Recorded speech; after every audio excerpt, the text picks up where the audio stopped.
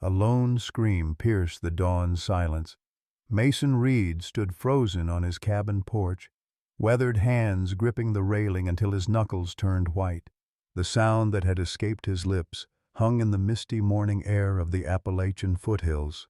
There, at the edge of the clearing where wildflowers danced in the gentle breeze, stood a sight that made his 70-year-old heart nearly stop.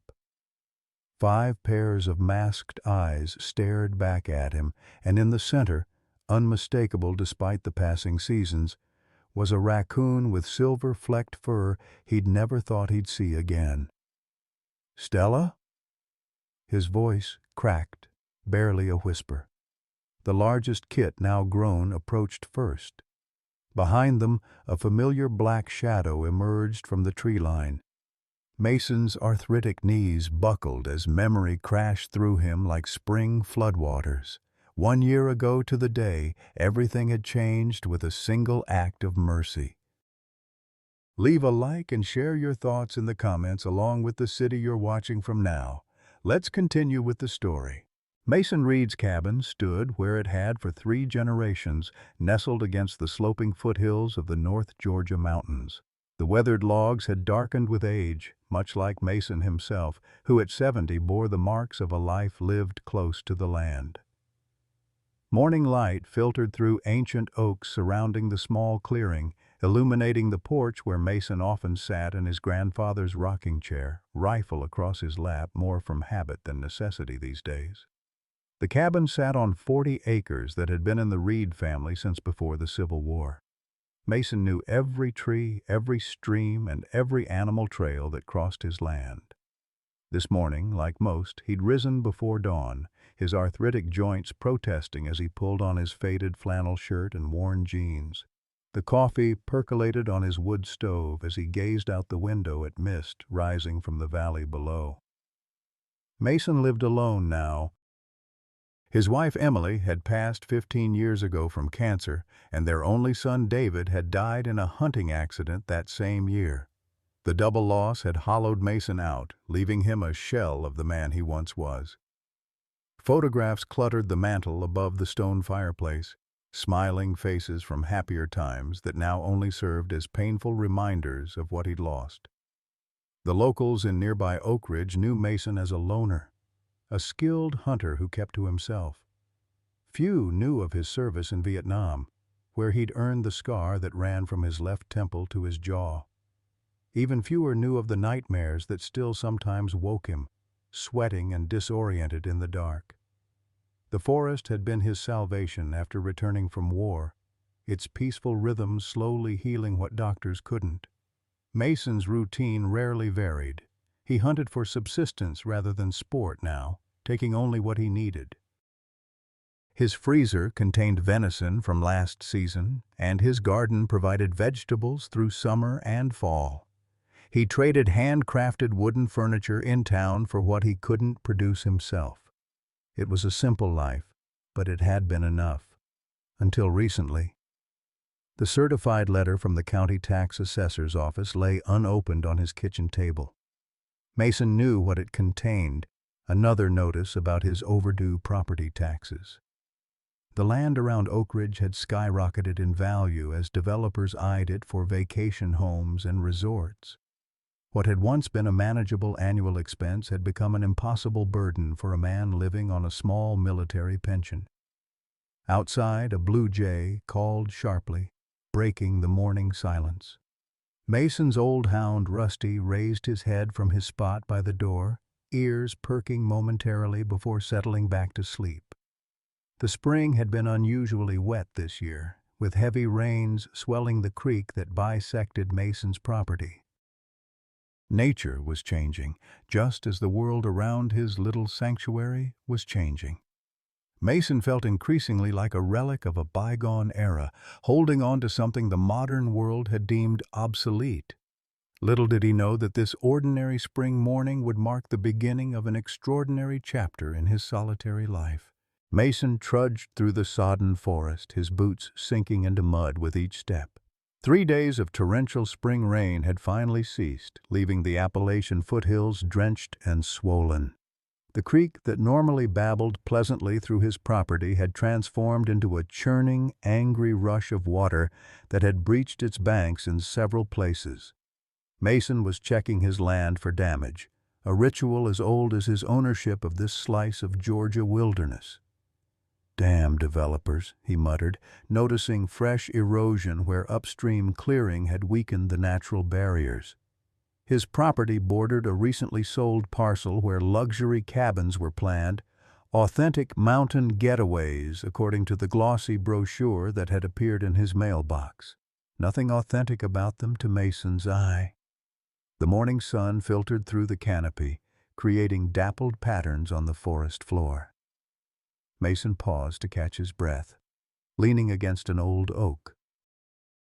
At 70, he wasn't as spry as he once was, though he'd sooner die than admit it. His rifle hung casually from his shoulder, a lifelong habit in these woods, though he rarely fired it these days except to put meat in his freezer. It was then that he heard it, a faint, distressed chittering sound coming from near the creek bank. Mason approached cautiously, pushing aside a tangle of wild raspberry bushes. What he saw made him stop short. A raccoon lay partially submerged in mud beside a fallen log. Not just any raccoon, a female, her belly swollen with pregnancy.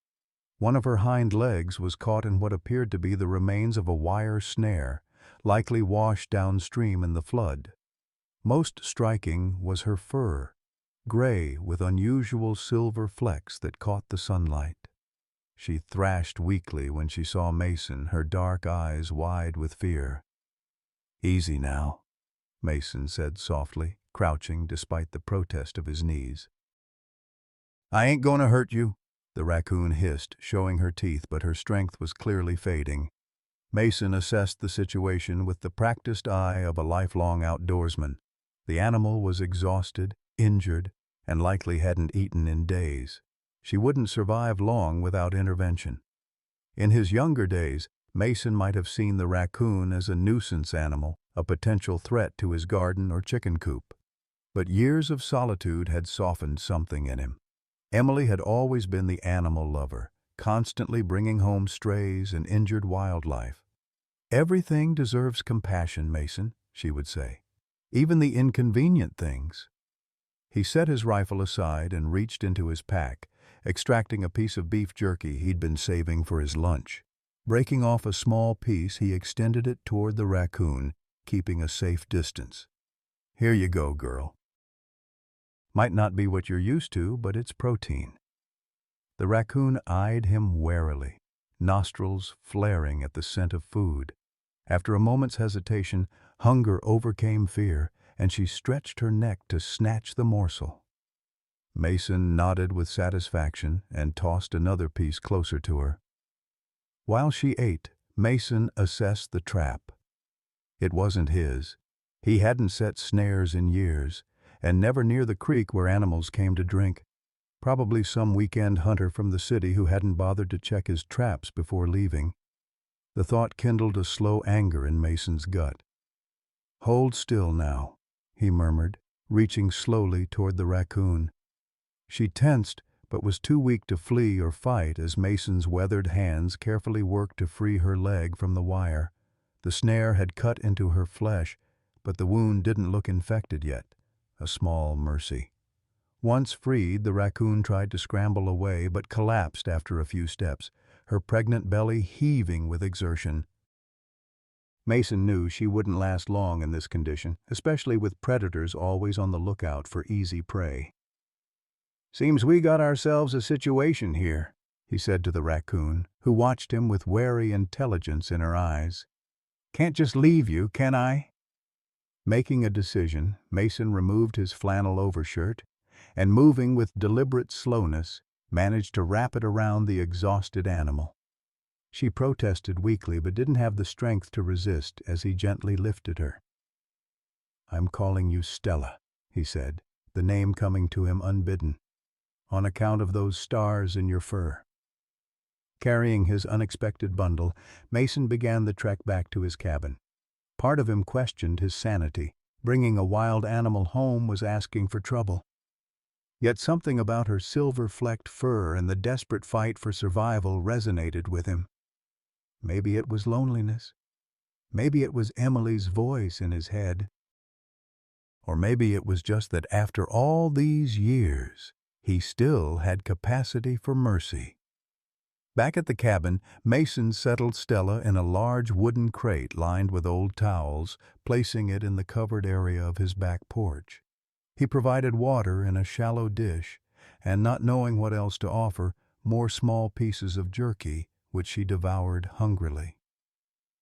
"That ain't really raccoon food," he told her, watching her wash a piece in the water before eating it. "But we'll figure out something better tomorrow."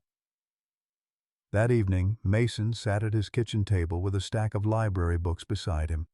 He'd walked the 3 miles to town that afternoon, ignoring the curious stares as he'd checked out every book on raccoons the small library possessed. By lamplight, he read about their diets, habits, and reproductive cycles. "Says here you shouldn't be eating jerky at all," he informed Stella through the screen door. "Berries, nuts, eggs, insects, that's more your style. And apparently, you're not too far from having those kits of yours." The raccoon gazed back at him, her dark mask giving her a perpetually suspicious expression, yet she seemed calmer now, watching Mason's movements with curiosity rather than terror. The next morning, Mason walked to his neglected garden and found early strawberries ripening on the vines, Emily's plants still producing years after her passing. He collected them along with dandelion greens and a handful of earthworms he dug from the rich soil. "Breakfast," he announced, presenting the natural fare to Stella. The change in her demeanor was immediate. She eagerly sorted through the offerings, selecting a strawberry first, washing it meticulously in her water dish before consuming it with obvious relish. Mason smiled, his first genuine smile in longer than he could remember. "Well, guess the book's got something right." Over the next few days, a routine developed. Mason would rise at dawn, check on Stella, then forage for appropriate food. He crafted a more suitable enclosure, allowing her space to move while keeping her protected from predators. Her wound began to heal, and her energy slowly returned, though her swollen belly limited her mobility. A week after finding her, Mason noticed Stella becoming restless, rearranging her bedding and becoming more aggressive about defending her space. Consulting his books, he recognized the signs of imminent birth. "You need something more private," he decided, building a small wooden shelter within the enclosure, with a narrow entrance that would make Stella feel secure while keeping her offspring contained. That night, a spring storm rolled through the mountains. Rain pounded the cabin roof as lightning illuminated the forest in stark flashes. Between thunderclaps, Mason thought he heard distressed noises from the porch. Pulling on his rain gear, he ventured out to check on Stella. The raccoon had retreated into the wooden shelter, but her vocalizations were clear, even over the storm. She was in labor. Mason knelt by the enclosure, uncertain what to do.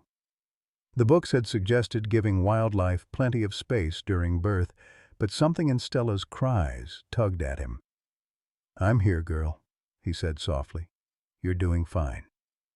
Through the small opening, he could see her laboring, her eyes occasionally meeting his, as if drawing strength from his presence. For hours, Mason sat in the rain, speaking gentle encouragements as Stella brought 5 tiny blind kits into the world. By dawn, the storm had passed, and Stella lay exhausted but alert, her new family nursing at her side. Mason gazed at the miraculous scene, feeling something crack open in his chest, a space he'd kept walled off since losing Emily and David. Without intending to, he'd begun to care again. "Well done, Stella," he whispered. "You're a mama now." 2 weeks after bringing Stella home, Mason woke before dawn to an unfamiliar sound. He grabbed his rifle out of habit and moved silently to the window. In the gray, pre-morning light, he spotted movement near Stella's enclosure on the back porch. Something dark and furry was circling the structure, too large for a squirrel but smaller than a fox. "Damn it," Mason muttered, slipping into his boots. Wild predators were always a concern in these woods, especially with vulnerable young animals around. He eased open the door, careful not to let it creak, and stepped onto the porch. The creature froze at Mason's appearance. Another raccoon, this one unusually dark, almost black in coloration. Male, by the size of him, and with an intensity to his posture that made Mason keep his distance. The raccoon didn't flee as most wild animals would. Instead, he held his ground, eyes fixed on Stella's enclosure. "Go on now," Mason said firmly, making a shooing motion. "She's got little ones to worry about." The dark raccoon chittered softly but didn't retreat. Inside the enclosure, Stella had awakened and moved to the edge nearest the visitor, her nose twitching with interest rather than fear. Mason lowered his rifle, curiosity replacing concern. This wasn't predatory behavior. The male raccoon seemed interested, almost protective. Over the next several days, the dark raccoon, whom Mason began calling Midnight, became a regular visitor. He would arrive at dawn and dusk, sometimes bringing berries or crayfish, which he would leave near Stella's enclosure. Mason observed this ritual with fascination, keeping his distance but watching closely. "Seems you got yourself an admirer," he told Stella one evening as she collected Midnight's offerings. Her kits were growing rapidly, their eyes now open, bodies covered in fuzzy fur. The smallest one, with an unusual white patch on his chest, was Mason's favorite. He'd named him Pip. As Mason watched the interaction between Stella and her visitor, something about Midnight's behavior nagged at him. The raccoon seemed too comfortable around humans, too deliberate in his actions. One morning, while Midnight was distracted by Stella, Mason managed to snap a photo with his old Polaroid camera. Studying the image later, he noticed something he'd missed. A faint line around Midnight's neck, barely visible beneath the thick fur. That night, Mason pulled out the cedar chest he kept at the foot of his bed. It had been years since he'd opened it, too many painful memories inside. With a deep breath, he lifted the lid and began sorting through the contents. Emily's favorite scarf, David's high school graduation tassel, photos of happier times. Near the bottom, he found what he was looking for, a small photo album labeled David's Pets.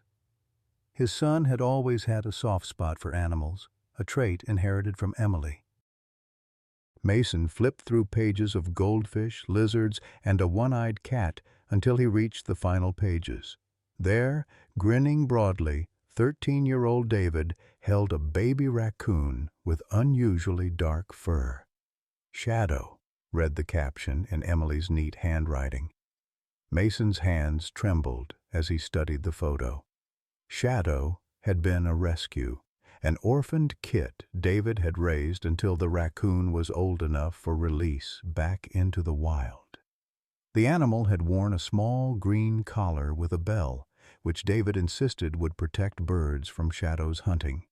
The raccoon had disappeared shortly after David's death, presumed to have fully returned to the wild.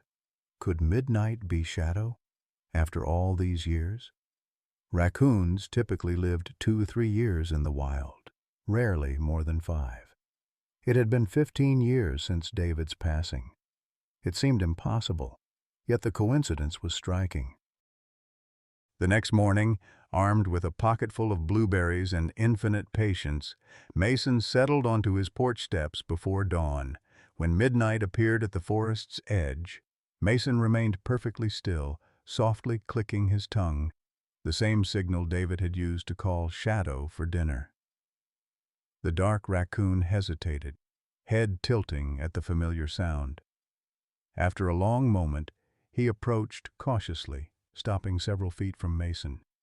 Slowly, Mason extended his hand, palm up, a few blueberries resting on his weathered skin. "Come on, then," he whispered. "Let's see if I'm going crazy, or if miracles really do happen." Midnight edged closer, nostrils flaring at the scent of the fruit. With surprising gentleness, he plucked a berry from Mason's palm, then another. As he reached for the third, Mason's fingers carefully brushed the fur at his neck, feeling for what he suspected was there. His breath caught as his fingertips found the unmistakable texture of an aged, weathered collar, nearly disintegrated but still present, embedded in the raccoon's thickened fur. The green had faded to almost nothing, and the bell was long gone, but it was unquestionably a collar. Shadow's collar. "Well, I'll be damned," Mason whispered, eyes filling with unexpected tears. David's shadow. Midnight, no, shadow, met Mason's gaze with intelligent eyes that seemed to hold a flicker of recognition. The raccoon didn't pull away from Mason's touch, instead settling comfortably to finish the offered berries. That evening, Mason sat on his porch with a glass of bourbon, watching as Shadow interacted with Stella through the wire of her enclosure. The two raccoons groomed each other through the mesh, clearly bonded despite the barrier. "Think I've been keeping you from your family, girl," Mason told Stella, whose kits were now exploring their enclosure with increasing confidence. "That's not right." The next day, Mason began construction on a larger enclosure, this one extending from the porch into the adjacent clearing. He worked from dawn to dusk, using salvaged lumber and wire fencing to create a protected space where Stella and her kits could have more freedom while remaining safe from predators. He included a small door that could be left open, allowing Shadow to enter and exit. As Mason worked, he found himself talking aloud, addressing his son as if David could hear him. "Never thought I'd be building raccoon condos in my retirement," he said, hammering a support beam into place. "Your mother would approve, though, always said I needed a hobby besides hunting." The project took 3 days to complete. When Mason finally transferred Stella and her kits to the new enclosure, Shadow was waiting, having watched the entire construction process with apparent interest. Mason left the small entry door open, and without hesitation Shadow entered to join the family. What happened next caught Mason completely off guard. Rather than staying within the spacious new enclosure, Shadow led Stella to the open door. The female raccoon hesitated, then followed Shadow outside. But instead of disappearing into the forest as Mason had feared, they simply explored the immediate area around the cabin before returning to the kits in the enclosure. "Well, I'll be," Mason said, watching from his porch rocking chair. "You're not running off." Over the next several days, a new pattern emerged. Shadow would come and go freely, often bringing food for Stella. The female raccoon gradually ventured farther from the enclosure, but always returned to her kits. Mason kept the cabin door open during the day, and eventually, Stella grew bold enough to explore the porch and even peek into his home. One evening, as Mason dozed in his armchair, he awoke to a soft, chittering sound. Opening his eyes, he found Stella sitting on his coffee table, examining the photo album he'd left open to David's picture with Shadow. Mason remained still, hardly daring to breathe as Stella touched the photograph with her dexterous paws, almost as if recognizing the dark raccoon pictured there. "That's your fella when he was young," Mason told her softly. "And that's my boy who saved him." Stella looked up at Mason's voice, her intelligent eyes meeting his without fear. In that moment, something shifted in Mason's heart. A connection formed that transcended the usual boundaries between human and wild animal. This wasn't just about helping an injured creature anymore. Somehow, improbably, Mason had found family again. As spring blossomed into early summer, the raccoon kits grew rapidly. They began venturing from the nest, exploring their enclosure with increasing confidence. Pip, the smallest with the white chest patch, was the most curious about Mason, often sitting near him when he came to deliver food or make repairs to their home. Mason found himself spending most days outside, watching the Raccoon family's antics. He expanded his garden, planting extra berries and vegetables specifically for his new dependents. His neighbor Margaret, who occasionally checked on him, remarked that she hadn't seen him looking so lively in years. "Those critters giving you a new lease on life, Mason Reed?" she asked, peering curiously at the elaborate enclosure. "Just doing what Emily would have wanted," he replied gruffly, though the smile lines around his eyes had deepened from regular use. Then came the morning that changed everything. Mason was enjoying his coffee on the porch, watching Stella's kits tumble over each other in play, when the sound of vehicles approaching drew his attention. 2 trucks were coming up his long driveway, unusual as Mason rarely had visitors. The lead vehicle was a sleek black pickup with Whispering Pines Development emblazoned on the door. The man who stepped out was tall and fit, wearing expensive hiking boots that had clearly never seen a real trail. Behind him, a second truck disgorged 3 men with rifles, local hunters Mason recognized from town. "Mr. Reed," the developer called, striding forward with practiced confidence. "Trevor Whitaker, I believe you received our letters?" Mason stood slowly, suddenly conscious of the Raccoon family visible in their enclosure. "Got no business with you," he said flatly. Whitaker smiled, the expression not reaching his eyes. "Actually, we have quite a bit of business to discuss. Your property is the final piece we need for Whispering Pines Resort. The offers we've sent have been more than generous." "Not selling?" Mason replied. "Not now, not ever. This land stays in the Reed family." One of the hunters stepped forward, Bill Thompson, whose father Mason had known. "Mason, be reasonable. You can't keep holding out while the rest of the community progresses." Mason's eyes narrowed as he noticed Bill's gaze shifting to the Raccoon enclosure. "What's with the hunting party? Don't recall inviting you boys to my land." Whitaker cleared his throat. "Actually, we've had reports of raccoon damage at several properties nearby. Quite a nuisance problem developing. These gentlemen are licensed for pest control." A cold feeling settled in Mason's stomach as he understood the implied threat. Before he could respond, movement caught everyone's attention. A young man had emerged from the second truck, hanging back from the group. Something about his stance, the set of his shoulders, struck Mason as hauntingly familiar. When the young man finally looked up, meeting Mason's gaze, the world seemed to stop. Despite 15 years and the transition from boy to man, Mason would know those eyes anywhere. David's eyes, in a face that otherwise favored Emily's side of the family. "Trevor," Mason whispered, the name feeling strange on his tongue. The young man's jaw tightened. "Hello, grandfather." "Grandfather." The word hung in the humid summer air, loaded with 15 years of absence. Mason's heart hammered against his ribs as he stared at the young man, his grandson Trevor, now fully grown. The boy had been just 20 when Mason had last seen him, at David's funeral. Now he stood before Mason as a stranger, his face hardened into unfamiliar angles. "What are you doing here with these men?" Mason finally managed, his voice rougher than intended.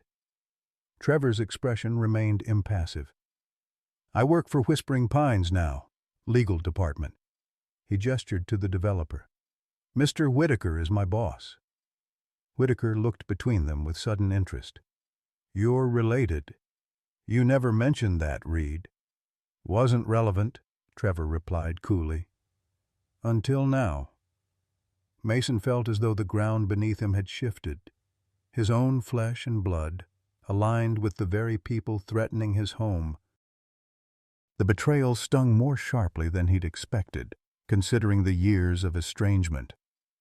"Maybe we should continue this discussion privately," Whitaker suggested, his calculating eyes moving between Mason and Trevor. "Family matters and all that." Mason's attention was diverted by movement in the Raccoon enclosure. Stella had gathered her kits, herding them toward the small shelter at the back. Only Shadow remained in view, his dark form tense as he positioned himself protectively near the entrance. "Those your pets?" Bill Thompson asked, nodding toward the enclosure. "Never figured you for the type to keep wild animals, Mason." "They're recovering," Mason said carefully. "Female was injured in a trap this spring. Had her babies soon after. I'm just helping them along until they're ready to go back to the forest." "Raccoons," one of the other hunters scoffed. "Vermin with good PR. They've been getting into everyone's trash down in the valley, breaking into attics. County's offering bounties now." Mason's fingers curled into fists at his sides. "Not these ones. They haven't done anyone any harm." "That you know of," Bill countered. "Raccoons travel miles every night. Who's to say yours aren't the same ones causing problems?" Trevor stepped forward, his eyes fixed on the enclosure. "Is that what you've been doing out here all this time? Playing Dr. Doolittle while ignoring the rest of your family?" The accusation landed like a physical blow. Mason took a steadying breath, conscious of the audience for this family dispute. "Why don't you all wait down by the trucks? Trevor and I need to talk." Whitaker hesitated, then nodded to the hunters. "Give them some space, gentlemen. We've got time." As they retreated, he added, 15 minutes, Trevor. We have other properties to visit today." When they were alone, silence stretched between Mason and his grandson. Up close, the resemblance to David was even more pronounced, the same determined set of the jaw, the same cowlick at the crown of his head. But where David's eyes had always held warmth, Trevor's were cold, guarded. "You look like your father," Mason finally said. Trevor's expression hardened further. "Don't. Don't what? Don't talk about him like you have the right. You weren't there when it mattered." Mason felt the old familiar pain rising in his chest. "I was grieving too, boy. Lost my son and my wife within months of each other." "And what about me?" Trevor's voice rose slightly. "I was 20 years old, just a kid, really. Dad was gone, Grandma was gone, and you just checked out. Buried yourself in this cabin and left the rest of us to figure it out alone." The accusation wasn't entirely unfair. After David and Emily died, Mason had indeed retreated to his cabin, unable to face the world or what remained of his family. The pain had been too immense, the memories too raw, but that didn't explain the bitterness he now saw in Trevor's eyes. "I'm sorry for that," Mason said simply. "I handled it badly." Trevor seemed taken aback by the straightforward apology. He glanced toward the raccoon enclosure where Pip had emerged from hiding and was watching them curiously. "Why raccoons?" he asked, the question seeming to surprise even himself. Mason followed his gaze. "Found the mother injured this spring. Pregnant. Couldn't just leave her." He paused, considering how much to reveal. "The male, the dark one, I think he was your father's shadow. The pet raccoon David raised as a teenager." Trevor's expression shifted, a flicker of the boy he'd once been showing through the adult facade. "Dad's raccoon? That's impossible. It's been 15 years. "I know it sounds crazy," Mason admitted, "but he's wearing what's left of the same collar." "Responds to the same call your dad used." He met Trevor's eyes. "Sometimes things come back to you when you least expect it." Something complicated passed across Trevor's face, doubt, memory, and perhaps a hint of the wonder that had once been so characteristic of him as a child. Then, as quickly as it had appeared, the vulnerability vanished, replaced by the professional mask. "I'm not here about raccoons. I'm here because you're obstructing progress that could benefit the entire community." "Progress," Mason echoed. "Is that what you call it? Cutting down 100-year-old trees to build vacation homes for rich folks who'll visit twice a year?" "It's economic development, jobs, tourism revenue, property values rising for everyone, except those who get pushed out because they can't afford the new taxes." Mason nodded toward the envelope still sitting on his kitchen table, visible through the screen door. "Like me." A flicker of something. Guilt crossed Trevor's face. There are options. The company's offer would set you up comfortably. In what? Some apartment in town? A retirement home? Mason shook his head. This land is Reed land. Your great-grandfather built this cabin with his own hands. Your father was born in that front bedroom. It's not just property, Trevor. It's our history. Trevor's jaw worked, as if he were physically chewing on Mason's words. Before he could respond, a commotion from the enclosure drew their attention. Stella had emerged from hiding, and to Mason's surprise, she was approaching the fence nearest to them, Pip following close behind her. Trevor watched with undisguised fascination as the raccoon and her kit stood upright, paws on the wire, studying him intently. "They're curious about you," Mason said quietly. "Probably smell your father on you." "That's ridiculous," Trevor muttered, but he didn't back away. Instead, he moved closer to the enclosure, crouching slightly to be at eye level with the animals. They're tamer than I expected." "Not tame, just trusting." Mason came to stand beside his grandson.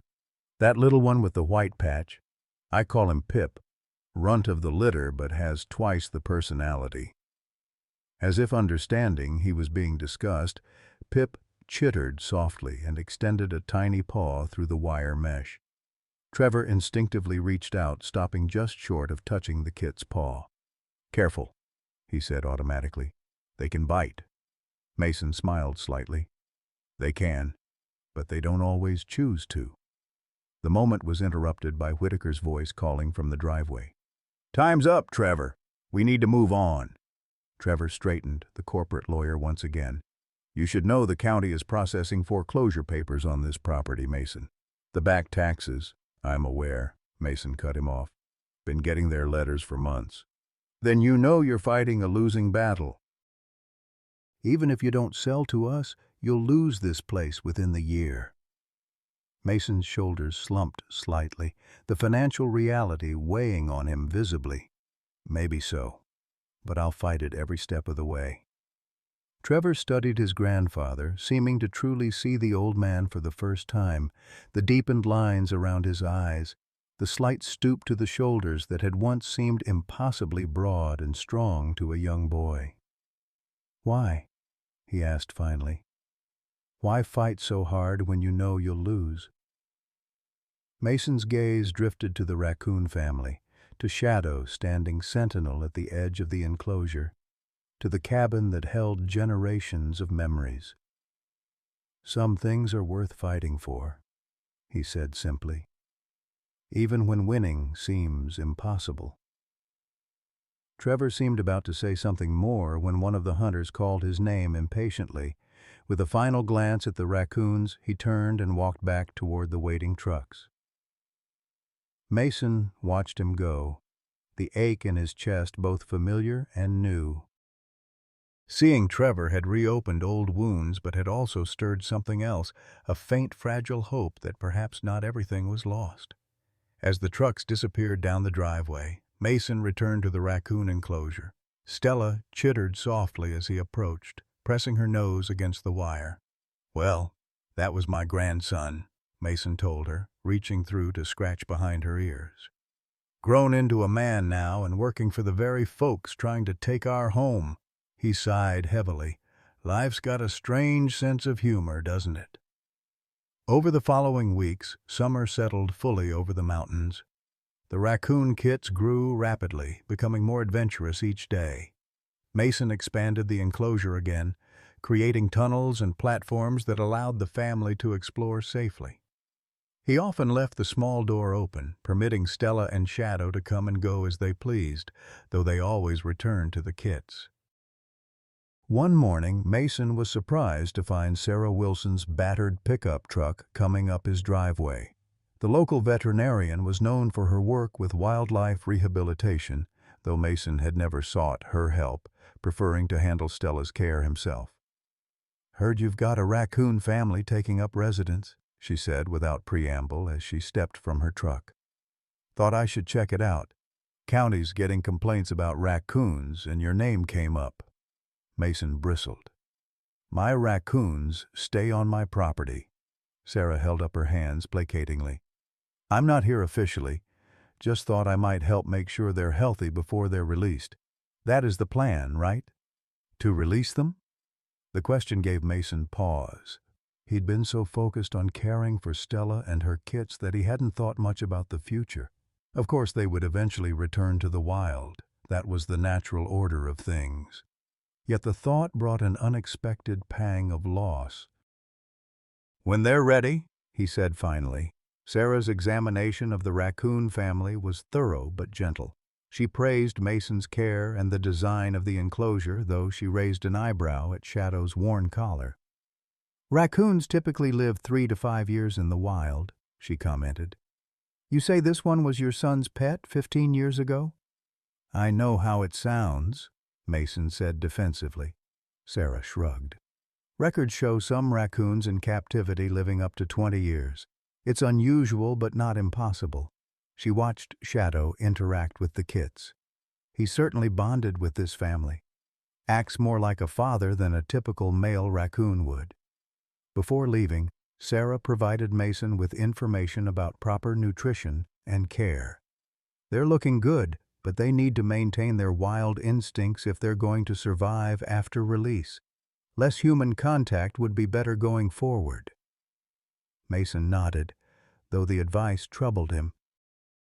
He'd grown accustomed to the raccoons' company, to their curious eyes and dexterous paws, to the way Pip would wait for him each morning by the porch steps.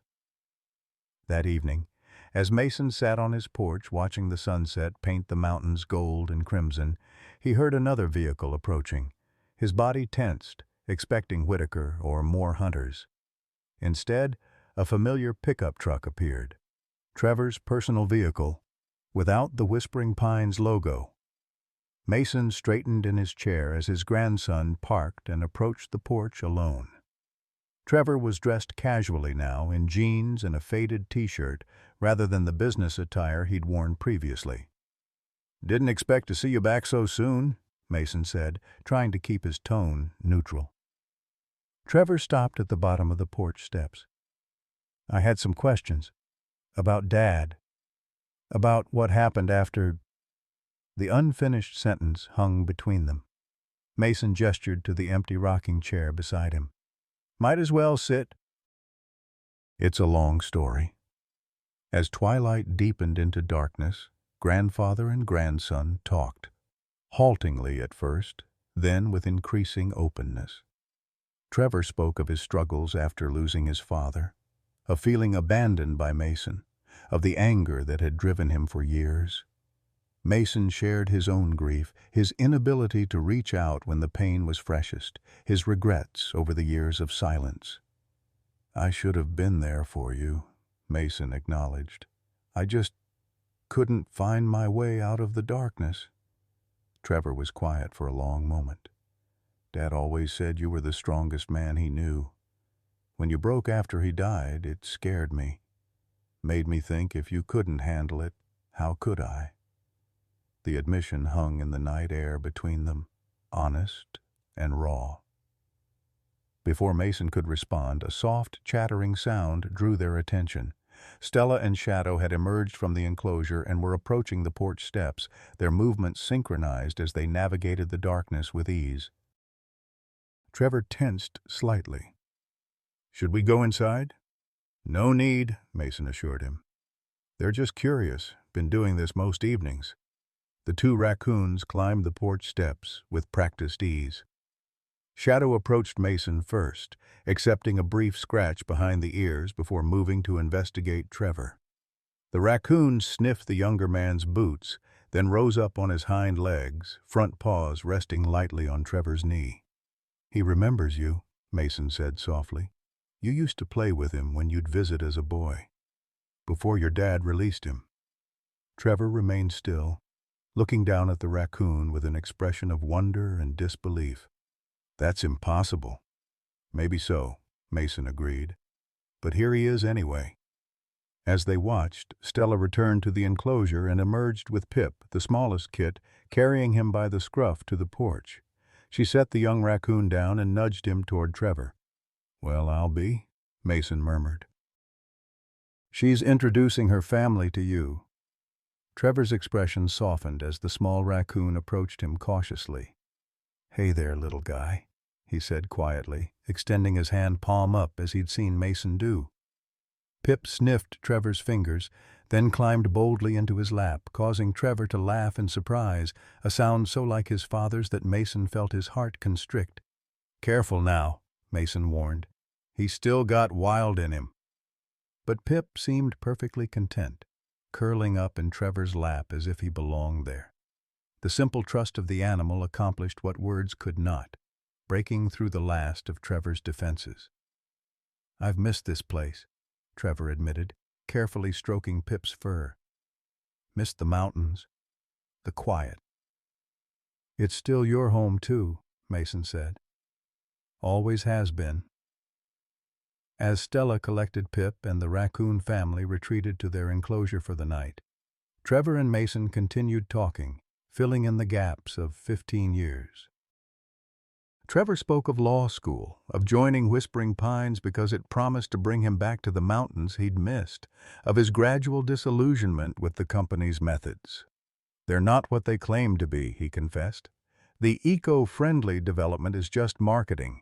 They clear-cut when no one's watching, use cheap materials, cut corners on environmental protections." Mason listened without judgment, sensing his grandson needed to unburden himself. "I've been helping them target properties for acquisition," Trevor continued, "including yours. I told myself it was just business, that you'd benefit from selling, but seeing this place again—" He gestured to the cabin, the forest beyond. "It would be a crime to destroy it." "Won't matter much what either of us thinks soon enough," Mason said resignedly. "County's moving forward with the tax foreclosure. Can't fight City Hall, as they say." Trevor was quiet for a long moment. "Maybe you can't," he said finally. "But I'm a lawyer, and I know exactly how Whispering Pines operates." He met Mason's eyes, determination replacing the coldness that had been there before. "If you'll let me help, I think we might have a fighting chance." As Trevor departed that night, promising to return the following weekend with documents and a plan, Mason felt something he hadn't experienced in years. A lightness in his chest, a sense that perhaps the future wasn't set in stone after all. In the morning, Mason woke to find Stella sitting on his porch railing, watching the sunrise. He joined her with his coffee, the two of them sharing a companionable silence as the mountains emerged from shadow into light. "Looks like we might have an ally," he told her. "And just in time, too." Stella chittered softly as if in agreement, before returning to her waiting family. Mason watched her go, struck by how much had changed in the months since he'd found her injured by the creek. She had healed him as much as he had healed her, bringing purpose back to his days, reconnecting him with his grandson, reminding him that even in the twilight of life, new beginnings were possible. The raccoon kits were growing stronger each day. Soon they would be ready to face the forest on their own, with or without Mason's protection. The thought brought both pride and sadness. He'd grown attached to them, especially to Pip with his distinctive white patch and fearless curiosity.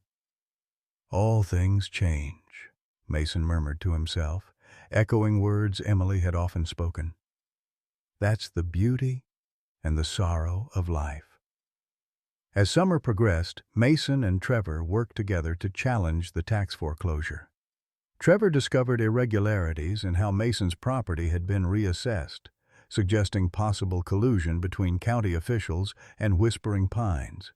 Meanwhile, Sarah Wilson helped document the wildlife on Mason's land, building a case for its ecological importance. Word spread through the community. Mason, who had been a recluse for so long, found himself hosting small gatherings of neighbors curious about the Raccoon Sanctuary, as some had begun calling his property. Children from town would visit on weekend afternoons, sitting quietly on the porch steps to watch Stella's kits play in their enclosure. "Never thought I'd become a tourist attraction in my old age," Mason grumbled to Margaret, though the twinkle in his eye betrayed his pleasure at the company. "Does you good to have people around?" she responded. "Emily would approve." As July turned to August, the raccoon kits were nearly adult-sized, their playfulness giving way to the more cautious behavior of mature raccoons. Only Pip maintained his special bond with Mason, often sleeping on the porch even when the rest of the family ventured into the forest for the night. "He's different," Sarah observed during one of her visits, "more trusting of humans than is typical. Might always be a bridge between worlds." The observation resonated with Mason. Hadn't he himself become a bridge of sorts, between the community and the wildlife they often overlooked, between the past he cherished and the future he was fighting for, between the grandfather he had been and the one he was becoming? As summer's heat began to soften into the first hints of autumn, Mason knew decisions would soon need to be made about the raccoons, about the property, about what came next in a life that had unexpectedly found new purpose. The late August heat shimmered across Mason's property, turning the distant mountains into wavering blue shadows. Trevor's truck kicked up dust as it came up the driveway, followed by two unfamiliar vehicles. Mason waited on the porch, tension evident in the set of his shoulders. Today would determine everything. Trevor emerged from his truck in full lawyer mode, crisp shirt, tie, leather portfolio clutched in his hand. Behind him, Whitaker stepped from a gleaming SUV, his face a mask of irritation. From the third vehicle came Sheriff Tom Bailey and a woman in a county official's blazer. "Quite the welcome committee," Mason muttered as Trevor bounded up the porch steps. "Couldn't be helped," Trevor said quietly. "Whitaker insisted on coming when he heard about the injunction. The sheriff's here to keep things civil." Mason nodded, his weathered face betraying nothing of the anxiety churning inside him. The previous week, Trevor had discovered evidence of improper land assessments throughout the county, assessments that had disproportionately affected longtime residents while favoring new developments. Using this information, Trevor had filed for an emergency injunction to halt all foreclosure proceedings, including the one against Mason's property. "Mr. Reed," Whitaker called, approaching the porch with a strained smile. "I hope you've reconsidered our offer. It would save everyone a lot of trouble." "No need for reconsideration," Mason replied evenly. "My answer's the same as it's always been." Whitaker's smile tightened. "You realize this? Stunt your grandson is pulling won't hold up in court. The county has every right to collect unpaid taxes through foreclosure." "Not if those taxes were improperly assessed," Trevor interjected, his professional demeanor a stark contrast to the uncertain young man who had first appeared on Mason's doorstep weeks ago. "And not if there's evidence suggesting collusion between county officials and private developers." The woman in the blazer stepped forward, extending her hand to Mason. "Mr. Reed, I'm Diane Fulton from the county assessor's office. I'm here to inspect your property pursuant to your appeal." Mason shook her hand, noting the firmness of her grip. "Appreciate you coming out, ma'am." Sheriff Bailey hung back, clearly uncomfortable with the tension between the parties. "Let's keep this civil, folks. I'm just here to observe." As the small group prepared to tour the property, movement near the raccoon enclosure caught everyone's attention. Stella and her growing kits were watching the proceedings with evident curiosity. Shadow, as usual, maintained a protective position, slightly elevated on a branch within the enclosure. "Those the famous raccoons I've been hearing about?" Sheriff Bailey asked, moving closer to the enclosure. "They are," Mason confirmed. "Found the mother injured this spring. Been rehabilitating them since." Miss Fulton made a note on her clipboard. "You have a wildlife rehabilitation permit, Mr. Reed?" Before Mason could answer, Trevor smoothly interjected, My grandfather's property qualifies as a de facto wildlife sanctuary under Georgia state law, which allows for temporary care of injured wildlife without formal licensing in rural areas. Dr. Wilson from the county veterinary office has been supervising their care.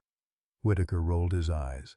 A few raccoons hardly constitute a wildlife sanctuary. Perhaps you'd like to tell that to the state wildlife officials who visited last week, Trevor countered.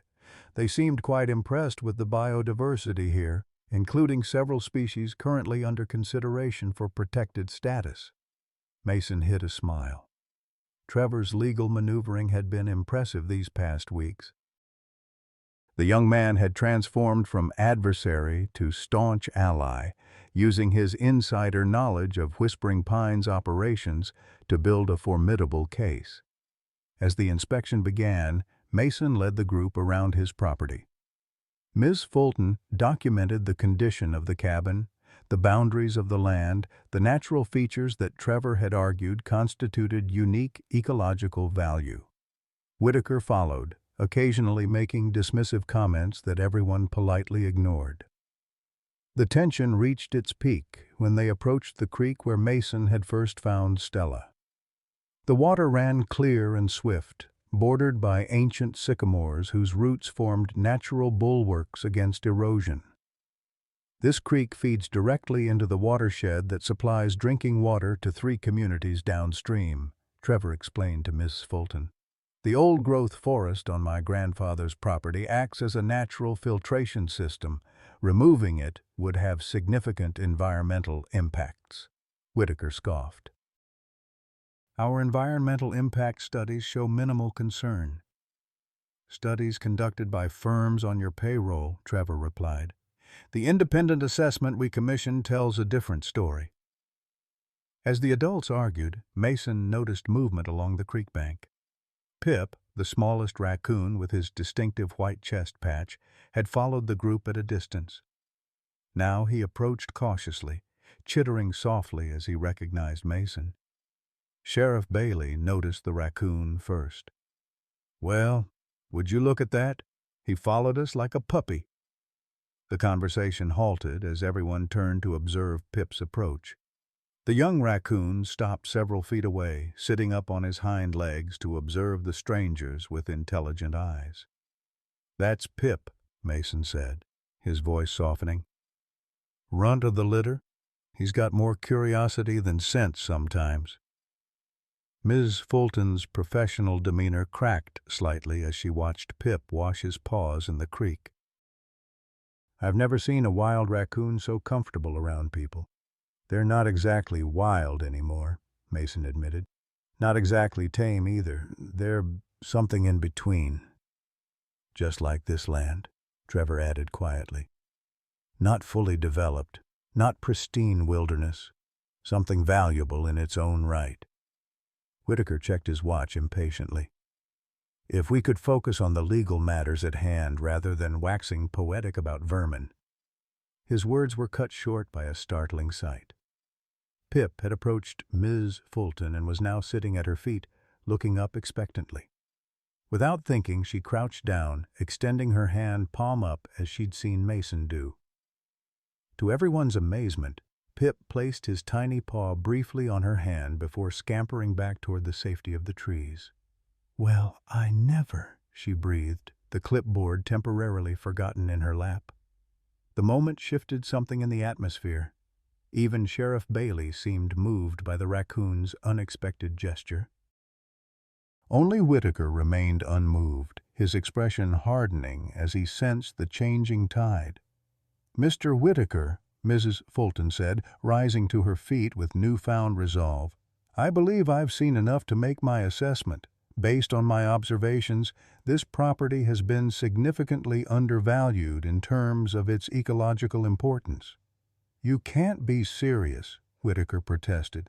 "A few trees and a raccoon circus don't change the fact that Reed hasn't paid his taxes in 3 years. "Actually," Trevor interjected, producing documents from his portfolio, "we've calculated the correct tax assessment based on comparable woodland properties without development potential." The difference is substantial." He handed a check to Ms. Fulton. "This covers all legitimate back taxes, with interest." Mason stared at his grandson in surprise. They hadn't discussed this payment. Where had the money come from? Whitaker's face flushed with anger. "This is highly irregular." "The county has already initiated foreclosure proceedings, which were based on improper assessments," Trevor countered smoothly. "Assessments that, coincidentally, seemed to target properties Whispering Pines had expressed interest in acquiring." Sheriff Bailey shifted uncomfortably. "There have been some questions about those assessments, Jim. Several complaints have been filed." Ms. Fulton cleared her throat. "In light of these developments, I'll be recommending that the county reassess all properties affected by the recent tax increases and suspend pending foreclosures until those reassessments are complete." Whitaker's calm facade finally cracked. "This is absurd. Reed, your property is surrounded by our development. It's an island in the middle of progress. Even if you win this battle, you'll lose the war. No one man can stand against the future." Mason, who had remained largely silent throughout the confrontation, finally spoke. His voice was quiet, but carried the weight of absolute conviction. "Folks have been telling me what can't be done my whole life. Said I couldn't survive in Vietnam. Said I couldn't build a life in these mountains. Said I couldn't save an injured raccoon and her babies." He gestured to where Pip watched from the safety of a low-hanging branch. "Yet here we are." A tense silence followed Mason's words. Then, to everyone's surprise, Pip let out a loud, distinctive chitter that echoed through the trees. In response, a chorus of similar calls rang out from different directions, Stella and the other kits positioned strategically around the group like sentinels. Sheriff Bailey chuckled. "Sounds like you've got reinforcements, Mason." Even Ms. Fulton smiled. "I believe we're done here. Mr. Whitaker, I'll be filing my report with the county tomorrow. Mr. Reed, you'll receive official notification of the reassessment within 10 business days." As the group made their way back to the vehicles, Mason hung back with Trevor. "Where'd you get the money for those taxes, boy? I know you don't have that kind of cash lying around." Trevor smiled, a hint of mischief in his eyes. "Let's just say I've been saving for something important. Figured my inheritance might as well go toward preserving what would have been mine someday anyway." Mason's throat tightened with emotion. "Your daddy would be proud of you today." "I think he'd be proud of both of us," Trevor replied, glancing back at the Raccoon family now gathered at the edge of the clearing, "for remembering what matters." After the officials departed, Mason and Trevor sat on the porch steps, watching as the Raccoon family ventured out to investigate the lingering scents of the visitors. Shadow and Stella moved with the confidence of adults, while the kits, now nearly full-grown, displayed varying degrees of caution. "We won this round," Trevor said, "but Whitaker's right about one thing. They'll keep coming. The development pressure won't stop." Mason nodded thoughtfully. "Been thinking about that. This land's been in our family for generations. Would like to keep it that way."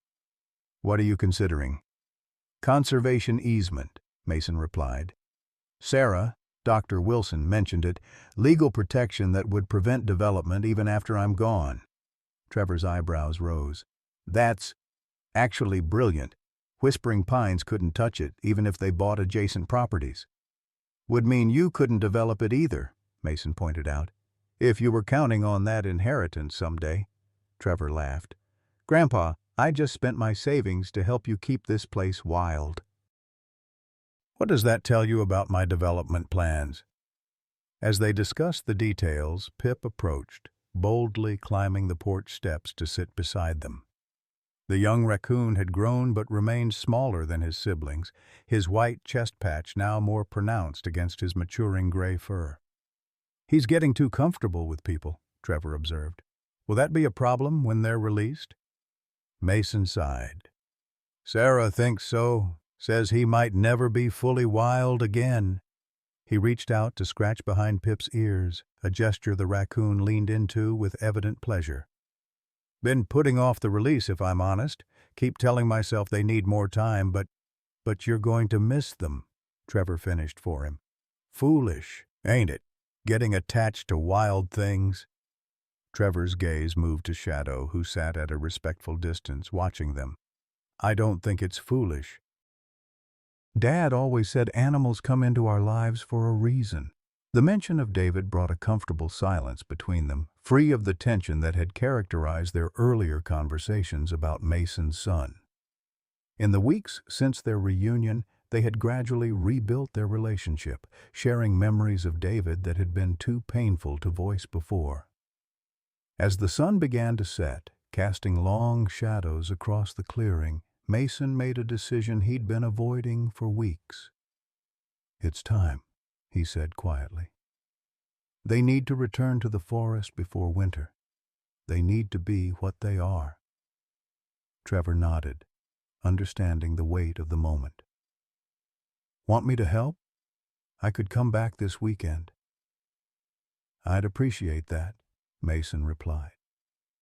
Might make it easier, having someone else here. That night, after Trevor departed with promises to return, Mason sat alone on his porch, watching as Stella led her family through their evening routine of foraging and play. They had grown so much since those first precarious days, from helpless blind kits to capable young raccoons ready to face the world. Stella approached the porch, climbing the steps with practiced ease to sit beside Mason. For several minutes they shared a companionable silence, watching as Shadow supervised the younger raccoon's exploration of the yard. Going to miss you something fierce, Mason told her softly. But it's time you had your freedom back. All of you. Stella turned her intelligent eyes toward him, and Mason could almost believe she understood. She chittered softly, then surprised him by placing her paw briefly on his weathered hand before returning to her family. Mason blinked back unexpected tears, recognizing the gesture for what it was, not a goodbye, but an acknowledgment of the bond they shared, one that would remain even after their paths diverged.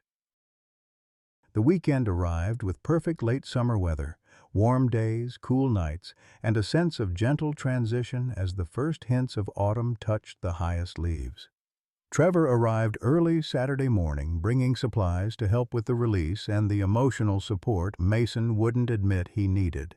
Together, they dismantled the enclosure that had housed the raccoon family for months, leaving only the small shelter intact as a familiar landmark the animals could return to if needed. Sarah Wilson joined them briefly, examining each raccoon one last time and attaching small, lightweight identification tags to their ears, a precaution that would help track their progress in the wild. They're in excellent health, she assured Mason. You've done right by them. As evening approached, Mason, Trevor, and Sarah gathered on the porch to witness the raccoon family's return to the wild. The plan was simple. They would leave food at increasing distances from the cabin over several days, gradually encouraging the raccoons to establish territory deeper in the forest. They may come back initially, Sarah warned. That's normal. The important thing is to gradually reduce contact. Mason nodded, his throat too tight for words. The knowledge that he was doing the right thing didn't make it any easier. As the sun began to set, casting golden light through the trees, Mason opened the final gate that had separated the raccoons from the wider forest. Shadow was the first to venture through, pausing just beyond the threshold to look back at the others. Stella followed, more cautious, stopping frequently to ensure her kits were following. One by one, the young raccoons crossed the invisible boundary, all except Pip, who remained near Mason, chittering anxiously as his family moved away. Go on, Mason encouraged gently. They're waiting for you. Pip looked between Mason and his departing family, clearly torn. From the edge of the forest, Stella called, a distinctive sound that carried clearly through the evening air. She's calling you home, Mason said, his voice rough with emotion. Time to be who you were born to be. With one last look at the humans, Pip finally darted after his family, his small form disappearing into the underbrush where the others waited. Together, the Raccoon family moved deeper into the forest, visible for a few moments longer in the fading light before the trees swallowed them completely. Mason stood motionless, staring at the spot where they had vanished. Trevor placed a supportive hand on his grandfather's shoulder, feeling the slight tremor there. "You did good, Grandpa," he said softly. Mason nodded, unable to speak as the emptiness washed over him. The land around the cabin suddenly seemed too quiet, too still without the Raccoon family's presence. Sarah departed with promises to check back in a few days, leaving grandfather and grandson alone with the lengthening shadows and their thoughts. "Will you stay the night?" Mason asked, his voice steadier than he'd expected. Trevor nodded. "Brought my sleeping bag." They spent the evening on the porch, sharing a simple meal and stories of David that now brought as much comfort as pain. Trevor revealed details of his own life that Mason had missed during their years apart: his struggle through law school, his brief failed marriage, his growing disillusionment with corporate law. "Been thinking about making a change," Trevor admitted. "Maybe environmental law, something that matters." Mason listened, offering neither judgment nor advice, simply the attentive ear that had been absent for too many years. As night settled fully over the mountains, a chorus of distant chittering drifted through the darkness, the Raccoon family communicating as they explored their expanded territory. The familiar sounds brought a bittersweet smile to Mason's face. "They'll be all right," Trevor assured him. "I know," Mason replied. "Just need to remind myself of that from time to time." Before retiring for the night, Mason left a small offering of fruit at the edge of the clearing, not close enough to encourage dependency, but a final gesture of care for the creatures who had unexpectedly transformed his life. In the morning, Mason woke to find Trevor already on the porch, coffee in hand, gazing out at the misty mountains. "They came back," Trevor said when he noticed Mason. "Sometime in the night. The food's gone." Mason nodded, unsurprised. "They'll come and go for a while. Eventually they'll stay gone." He settled into the rocking chair beside his grandson. "And that'll be as it should be." Throughout the day, they worked together on the conservation easement paperwork Sarah had provided, meticulously documenting the ecological features of the property that warranted protection. Mason showed Trevor the hidden corners of the land, the spring that never ran dry, the old-growth sections where trees predated the Civil War, the rocky outcropping where generations of Reed children had carved their initials. "I carved your daddy's name there when he was just 5, Mason recalled, running his fingers over the faded DR etched into the stone. "Your grandmother thought I was crazy, letting a child climb up here." Trevor smiled, imagining his father as a young boy, experiencing the same simple joys he himself had known during visits to the cabin. "We should add mine, and yours too." With Mason's pocket knife, they carefully added their initials to the family record, TR and MR side by side, separated by decades but united in purpose. As they made their way back to the cabin in the fading afternoon light, a distinctive chittering sound stopped them in their tracks. Pip stood at the edge of the clearing, alone, watching them with bright, curious eyes. "He came back," Trevor whispered. Mason wasn't surprised. Of all the raccoons, Pip had formed the strongest bond with humans. "He's checking on us, making sure we're okay." They remained still as the young raccoon approached, moving with more confidence than he had as a kit, but still maintaining a cautious distance. He stopped several feet away, rose up on his hind legs, and chittered again, a sound that seemed almost conversational. "We're just fine, little one," Mason assured him. "How about you? Your mama taking good care of you out there?" As if in response, Stella and Shadow emerged from the underbrush, watching from a distance as Pip conducted his visit. They made no move to approach the cabin, maintaining a wild wariness that Pip had yet to fully develop. After a few minutes, Stella called, and Pip turned to rejoin his family. He paused once more, looking back at Mason and Trevor before disappearing into the forest with his parents. "They're adapting," Trevor observed, "finding their balance between the wild and whatever connection they've formed with you." Mason nodded, a weight lifting from his heart. "Guess we're all finding our balance these days." That evening, as Trevor prepared to return to the city, he made a surprising proposal. "I've been thinking about the cabin, about this land." He gestured to the surrounding forest. "What if I moved back? Not right away, but eventually. Helped maintain the place. Continue what you've started here." Mason studied his grandson, seeing the earnestness in his expression. "You'd give up your fancy law office, your condo in the city? For this?" Trevor looked around at the mountains bathed in sunset gold, at the simple cabin that had sheltered generations of their family. "In a heartbeat, if you'd want the company." The offer touched Mason deeply. After years of solitude, the prospect of sharing his remaining time with family, of passing on his knowledge and love for this land, filled a void he'd scarcely acknowledged. "I'd like that," he said simply. "This place was always meant for family." As Trevor's truck disappeared down the driveway, Mason returned to his rocking chair on the porch. The clearing before the cabin seemed emptier without the raccoon enclosure, without Stella and her family's constant presence. Yet Mason felt a sense of rightness, of things unfolding as they should. He had given the raccoons what they needed: safety, healing, a chance to thrive.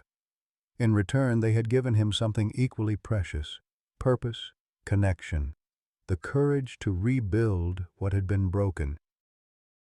As darkness settled over the mountains, Mason thought he heard distant chittering from the forest, the raccoon family settling into their new lives, wild but forever changed by their time with him, just as he had been changed by them. "Good night," he whispered to the darkness. "Sleep well out there." And for the first time in years, Mason Reed felt complete. September faded into October, painting the Appalachian foothills with brilliant oranges and reds. Mason's cabin stood like an island amidst a sea of autumn glory, smoke curling from the chimney as the first chills of fall settled into the valley. He had always loved this season, but this year it brought a heaviness he hadn't anticipated. 3 weeks had passed since the raccoon family's release. True to Sarah's predictions, they had initially returned regularly, appearing at dusk to investigate the decreasing offerings Mason left at the forest's edge. But as days passed, the visits grew less frequent. Now Mason hadn't seen Stella or her family for 5 days straight. "It's a good sign," Sarah had assured him during her last visit. "Means they're establishing territory, finding natural food sources. Exactly what we wanted." Mason knew she was right, but the knowledge did little to ease the ache of absence. The porch seemed too quiet without the chittering of the kits. The clearing too empty without Shadow's watchful presence. Even Rusty, his old hound, seemed to miss the raccoons, often sitting by the dismantled enclosure as if waiting for their return. Trevor visited each weekend, bringing supplies and working alongside Mason to prepare the cabin for winter. They had fallen into a comfortable rhythm, the decades of estrangement gradually healing with each shared meal, each story exchanged, each project completed together. "Roof's going to need patching before the snow flies," Mason observed as they stacked firewood against the cabin's western wall. "Getting too old to be up there balancing on rafters." "I'll take care of it next weekend," Trevor promised. "Bring some proper equipment from the city." Mason nodded, grateful yet uncomfortable with his growing dependence on his grandson's help. Pride had always been his weakness. Emily had teased him about it often enough. "Too proud to ask for help, too stubborn to accept it when offered," she'd say, not unkindly. That evening, as they shared a simple dinner of venison stew, Trevor broached a subject they'd been dancing around for weeks. "Winter's coming, Grandpa. Have you thought about what happens when the snow makes that driveway impassable? When you're stuck up here alone?" Mason stirred his stew, avoiding his grandson's concerned gaze. "Been weathering winters here longer than you've been alive, boy. Got my systems in place." "I know that," Trevor said carefully. "But you're old?" Mason supplied, a hint of challenge in his tone. "I was going to say, recovering from a major legal battle," Trevor countered with a small smile. "Look, I'm not suggesting you abandon the cabin, just that maybe you might consider spending the deepest part of winter in town. The apartment above my office is sitting empty." Mason's immediate instinct was to refuse outright. Leave his land even temporarily. The idea struck him as surrender. Yet as he opened his mouth to decline, a sharp pain lanced through his arthritic hip, a timely reminder of the limitations he was increasingly facing. "I'll think on it," he conceded, surprising both of them. After dinner, Trevor spread maps and documents across the kitchen table, plans for the conservation easement that would permanently protect Mason's land. The process was moving forward, with support from local environmental groups who recognized the property's unique ecological value. "The raccoons helped, believe it or not," Trevor explained. "Dr. Wilson's documentation of their rehabilitation here strengthened our case for the land's importance as wildlife habitat." Mason traced the boundary lines of his property with a weathered finger. "Funny how things work out. If I hadn't found Stella that day by the creek, you'd still be fighting Whitaker alone," Trevor finished. "And I'd still be helping him try to take your land." The frank admission hung between them, no longer painful but acknowledged as part of their shared journey. Later, as Trevor prepared to return to town for the night, promising to return the following morning, Mason stood on the porch watching the last light fade from the western sky. A sharp wind cut through the trees, carrying the scent of coming rain. He pulled his jacket tighter, feeling the chill more acutely than he once had. Movement at the forest's edge caught his attention, a flash of gray among the underbrush. Mason held his breath, hope rising unbidden. Was it Stella? Or perhaps Pip, the curious kit who had formed such a special bond with him? But it was only a gray fox, slipping silently through the fallen leaves. The animal paused, regarding Mason with alert eyes before continuing on its way, disappearing into the gathering darkness. Mason sighed, chiding himself for his disappointment. "They're wild things," he reminded himself aloud. "Better for them to stay away." He turned to go inside, but a faint sound stopped him. A familiar, chittering call from deep in the forest, too distant to see its source, but unmistakable to Mason's ears. One of the raccoon family, perhaps Stella herself, communicating in the night. "Sleep well out there," he whispered, as had become his nightly ritual whether he saw the raccoons or not. Inside, Mason built up the fire against the deepening chill, his movements slower than they once had been. His thoughts drifted to Trevor's offer of winter lodging in town. The idea still chafed against his independent nature, yet he couldn't deny the practical wisdom of it. Last winter had been brutal, with 2 snowstorms that had left him completely isolated for nearly 3 weeks. "Getting too old for heroics," he muttered to Rusty, who lay snoring by the hearth. Before retiring, Mason checked the barometer, falling fast, signaling the storm front Trevor had warned was approaching. He added extra logs to the fire, knowing the temperature would drop significantly overnight. Sleep came fitfully, disturbed by the increasing wind that rattled the cabin's windows and the persistent ache in his joints that always preceded bad weather. Sometime in the darkest hours before dawn, Mason was jolted awake by a crash on the porch. He sat up, instantly alert despite his age. Rusty was already at the door, not barking but whining anxiously. Mason reached for the rifle he kept beside his bed, a precaution born of decades living alone in the wilderness, and moved cautiously toward the front room. Through the window he could see that the storm had arrived in full force. Rain lashed against the glass, driven by powerful gusts that bent the nearest trees. Lightning illuminated the clearing in stark flashes, followed by rumbling thunder that seemed to shake the very foundations of the cabin. Another crash from the porch sent Rusty into a frenzy of worried pacing. Steeling himself, Mason opened the door a crack, peering out into the maelstrom. What he saw made his heart sink. The ancient oak that had stood sentinel beside his cabin for generations had partially collapsed under the storm's onslaught. One massive limb had fallen across his porch, destroying the railing and blocking the entrance. "Damn it all," Mason muttered, calculating the damage. The cabin itself appeared intact, but the fallen limb would need to be cleared before he could fully open the door. A job that would have been challenging for him even in his prime, let alone now. As he considered his options, a flash of lightning revealed something that made him forget the damaged porch entirely. Huddled beneath what remained of the raccoon shelter were familiar shapes. Stella, Shadow, and all 5 of their now-grown kits had returned to the cabin, driven there by the fury of the storm. "Well, I'll be," Mason breathed, his grip on the rifle loosening. "You came back." The raccoon family looked bedraggled and fearful, their fur plastered to their bodies by the relentless rain. Pip, smallest of the kits, spotted Mason in the doorway and chittered desperately, as if pleading for the shelter they had once known. Without hesitation, Mason forced the door open wider, pushing against the obstruction of the fallen branch. "Come on, then," he called over the howling wind. "Inside, all of you." For a moment, nothing happened. Then Shadow moved first, darting through the narrow opening Mason had created.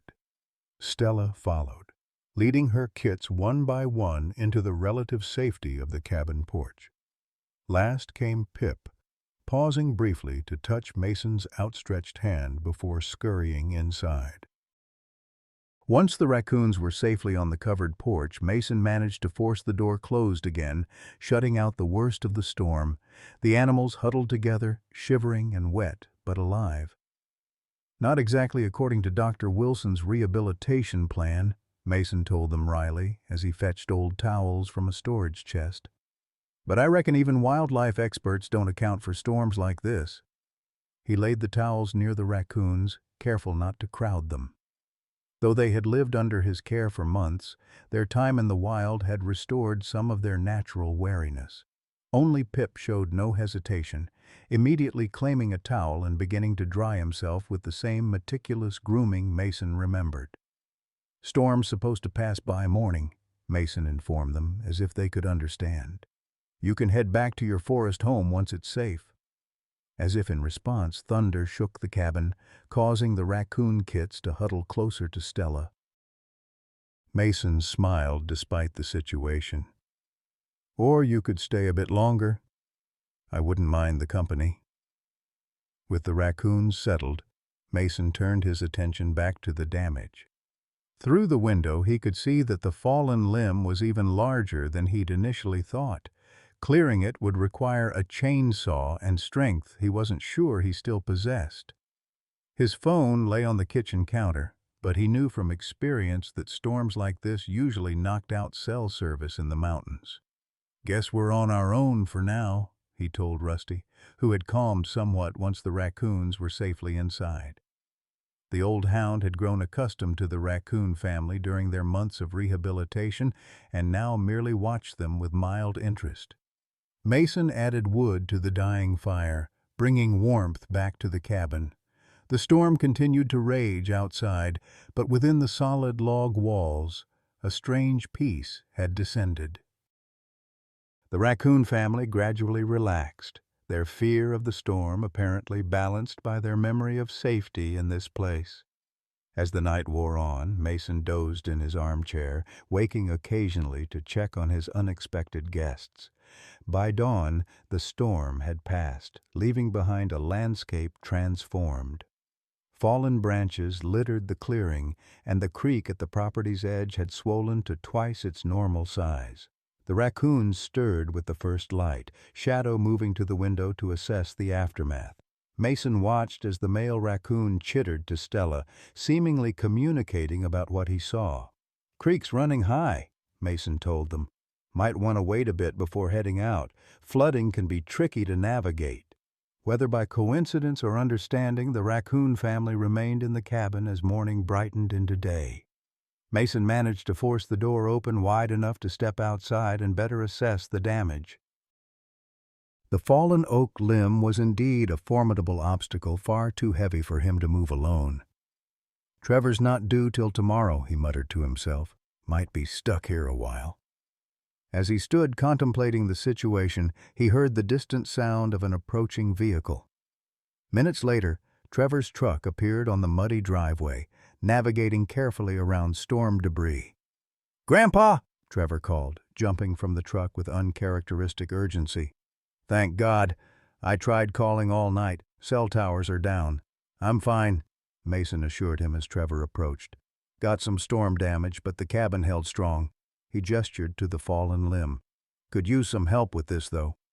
Trevor surveyed the damage, relief giving way to concern. "When I couldn't reach you, I feared the worst.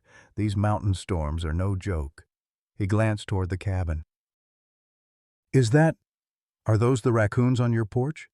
Mason turned to see that the raccoon family had ventured onto the porch, watching the interaction with evident curiosity. "Storm drove them back here last night. Shelter in the forest must have been compromised." Trevor shook his head in amazement. "After all the work we did to release them properly." "Nature has its own plans," Mason replied with a small smile. "Can't control everything, no matter how well we prepare."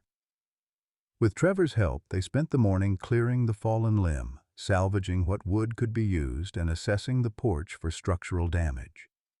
The raccoon family observed from a safe distance, gradually venturing farther from the cabin as the day progressed. By afternoon, the sun had emerged fully, steam rising from the sodden earth as the temperature climbed. The creek's fury had subsided somewhat, though it still ran swift and brown with silt. "They'll probably leave soon," Mason observed as he and Trevor took a break, watching Shadow lead an exploratory mission to the edge of the clearing. Now that the storm's passed, Trevor studied his grandfather's face, noting the complex emotions there. Would that be so bad? Them staying, I mean. Mason sighed, leaning on the newly repaired porch railing. It would be bad for them. They need to be wild, free. That's their nature. He paused, watching as Pip scampered after a butterfly. "No matter how much I might miss their company." As evening approached, the inevitable moment arrived. Stella gathered her family at the forest's edge, clearly preparing to depart. Mason stood on the porch, Trevor beside him, as the raccoon family hesitated one last time. Pip broke from the group, racing back to the porch steps. He chittered up at Mason, his white chest patch distinctive even in the fading light. "Go on with your family," Mason told him gently. "That's where you belong." For a moment, it seemed Pip might refuse, might choose the comfort and safety of human companionship over the wild uncertainty of the forest. Then Stella called, a commanding sound that brooked no disobedience. With one last look at Mason, Pip turned and rejoined his family.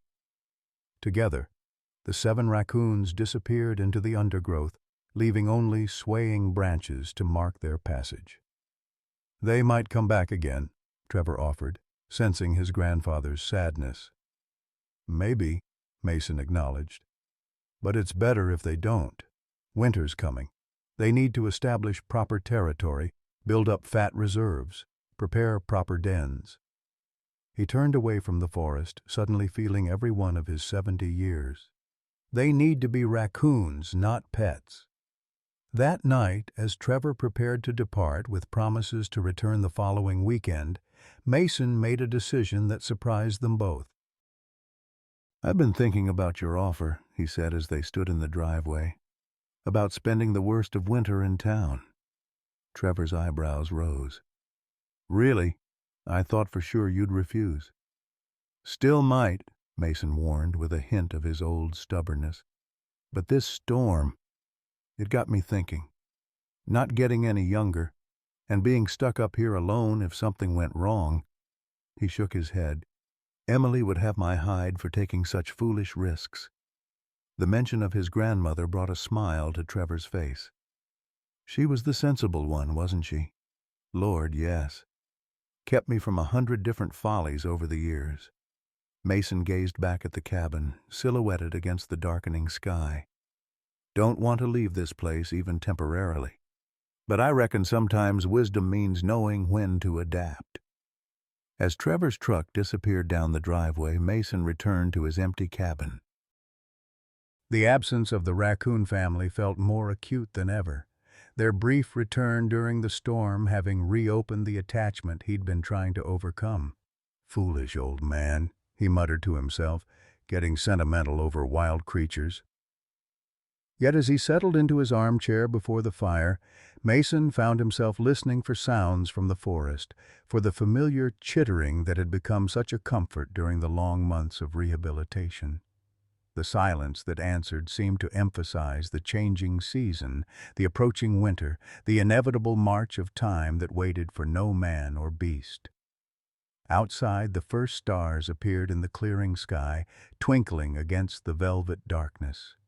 Mason watched them through the window, thinking of Stella with her silver-flecked fur that had inspired her name, of Shadow with his mysterious past connection to David, of Pip with his distinctive white patch and fearless curiosity.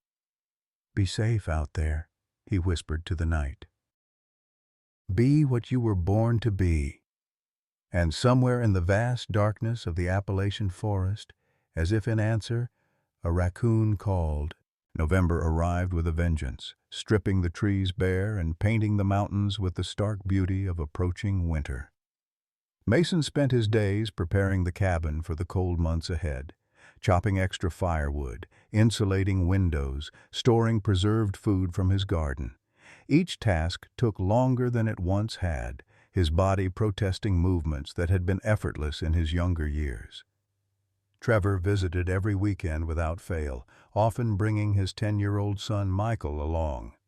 The boy, who had been a stranger to Mason just months ago, now roamed the property with the easy familiarity of a reed, collecting interesting rocks and asking endless questions about the forest.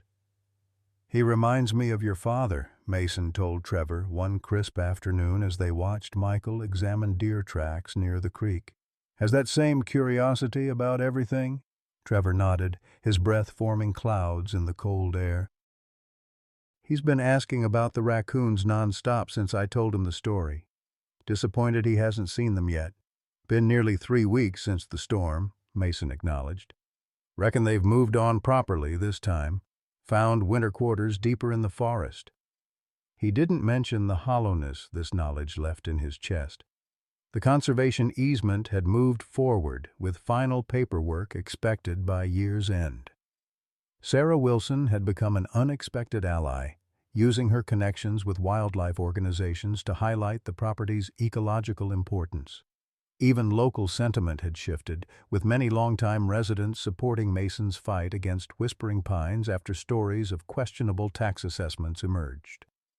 "Whitaker's gone quiet," Trevor reported. "Companies facing investigation for improper influence on county officials. They've suspended the resort development indefinitely." Mason received this news with quiet satisfaction. "Reckon some battles are worth fighting after all."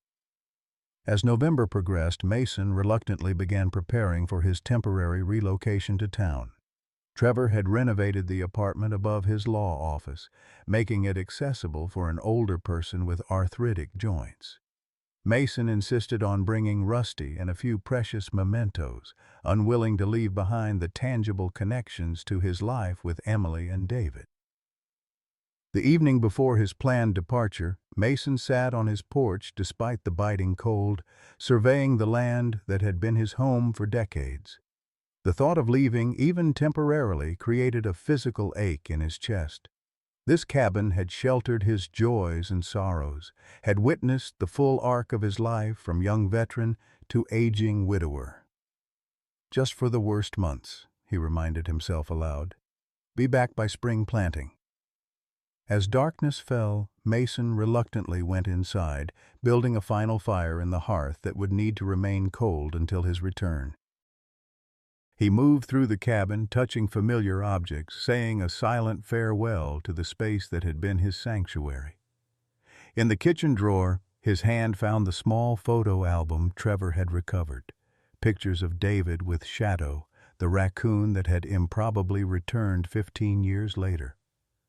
Mason sat at the table, paging through the images with tender care.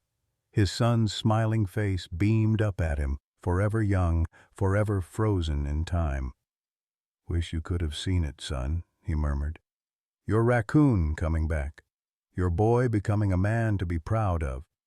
Feels like you had a hand in it somehow." A sound from the porch interrupted his reverie, a familiar scratching that made his heart jump. Mason moved to the window, peering out into the darkness. There, illuminated by the spill of light from the cabin, stood Pip, the smallest of Stella's kits, with his distinctive white chest patch. "Well, I'll be," Mason breathed, opening the door carefully. Pip chittered in greeting but didn't enter, instead sitting up on his hind legs to regard Mason with bright, intelligent eyes. He appeared healthy and well-fed, his coat thick with the approach of winter. "You picked a fine time for a visit," Mason told him, stepping onto the porch. "I'm leaving tomorrow, heading to town for the winter." Pip tilted his head as if considering this information, then chittered again more urgently. He scampered to the edge of the porch, looking back at Mason expectantly.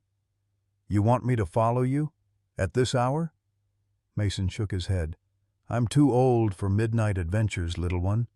But Pip was insistent, returning to chitter directly at Mason before darting back to the porch edge. Something in the raccoon's behavior struck Mason as deliberate, purposeful.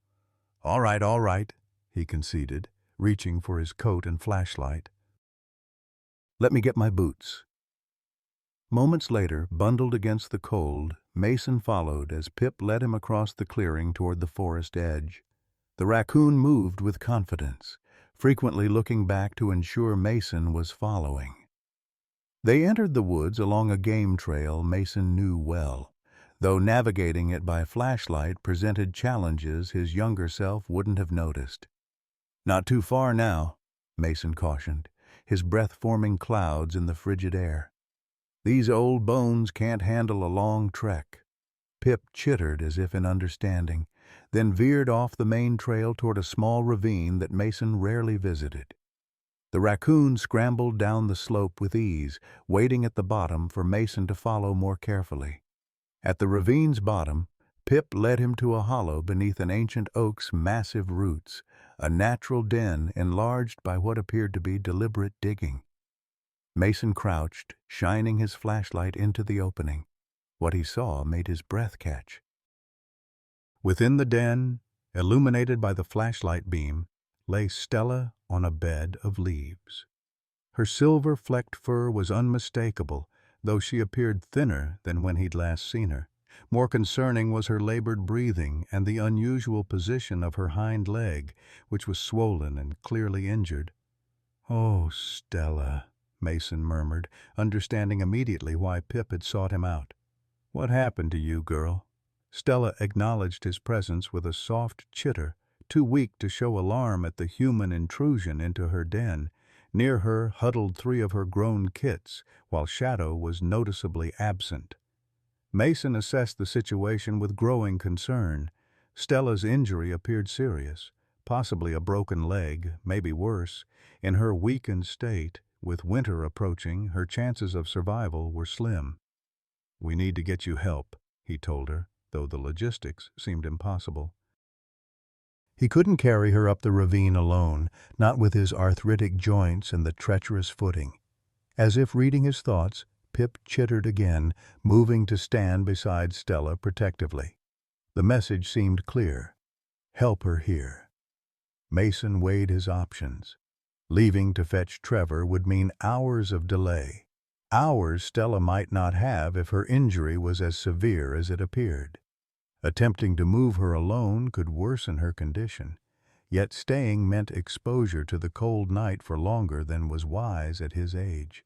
"Never could turn away from someone in need," he muttered, removing his coat despite the cold and laying it on the ground beside the den. "Your family's made a habit of complicating my life, Stella."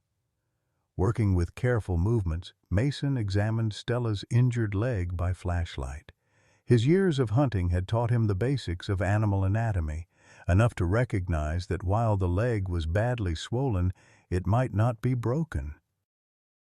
More concerning was her overall weakness and the heat radiating from her body, signs of infection that needed proper treatment. "First things first," he told the watching raccoons. "Need to get you somewhere warm, get that leg properly tended." The challenge was immense. Mason had no carrier, no easy way to transport an injured wild animal up a ravine in the dark. Yet leaving Stella wasn't an option, not after she had trusted him enough that Pip had sought him out for help. Mason made a difficult decision. Removing his flannel shirt, he fashioned a makeshift sling, approaching Stella with slow, deliberate movements. "This won't be comfortable for either of us," he warned her, "but it's your best chance." To his surprise, Stella offered minimal resistance as he carefully wrapped her in the shirt, securing the fabric to create a carrier he could manage despite his limitations. Perhaps she remembered his previous care, or perhaps she was simply too weak to fight. Either way, her trust humbled him. The journey back to the cabin was arduous. Mason struggled up the ravine slope, the weight of the raccoon straining his already aching joints. Pip followed close behind, chittering encouragement while the other kits watched from the safety of the den. "What about your siblings?"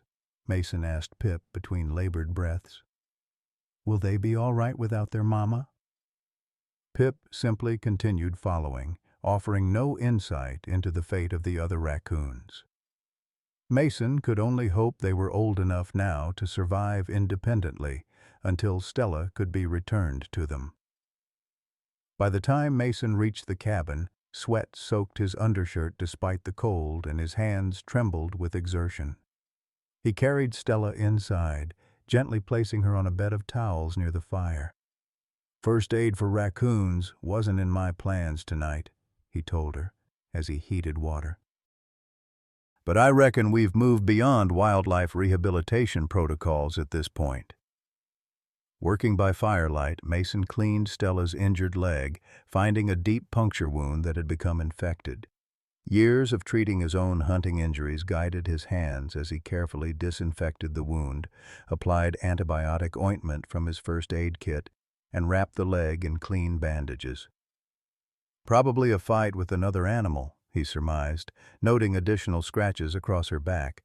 "Or maybe a trap like the first time we met. Either way, you're lucky Pip knew where to find help."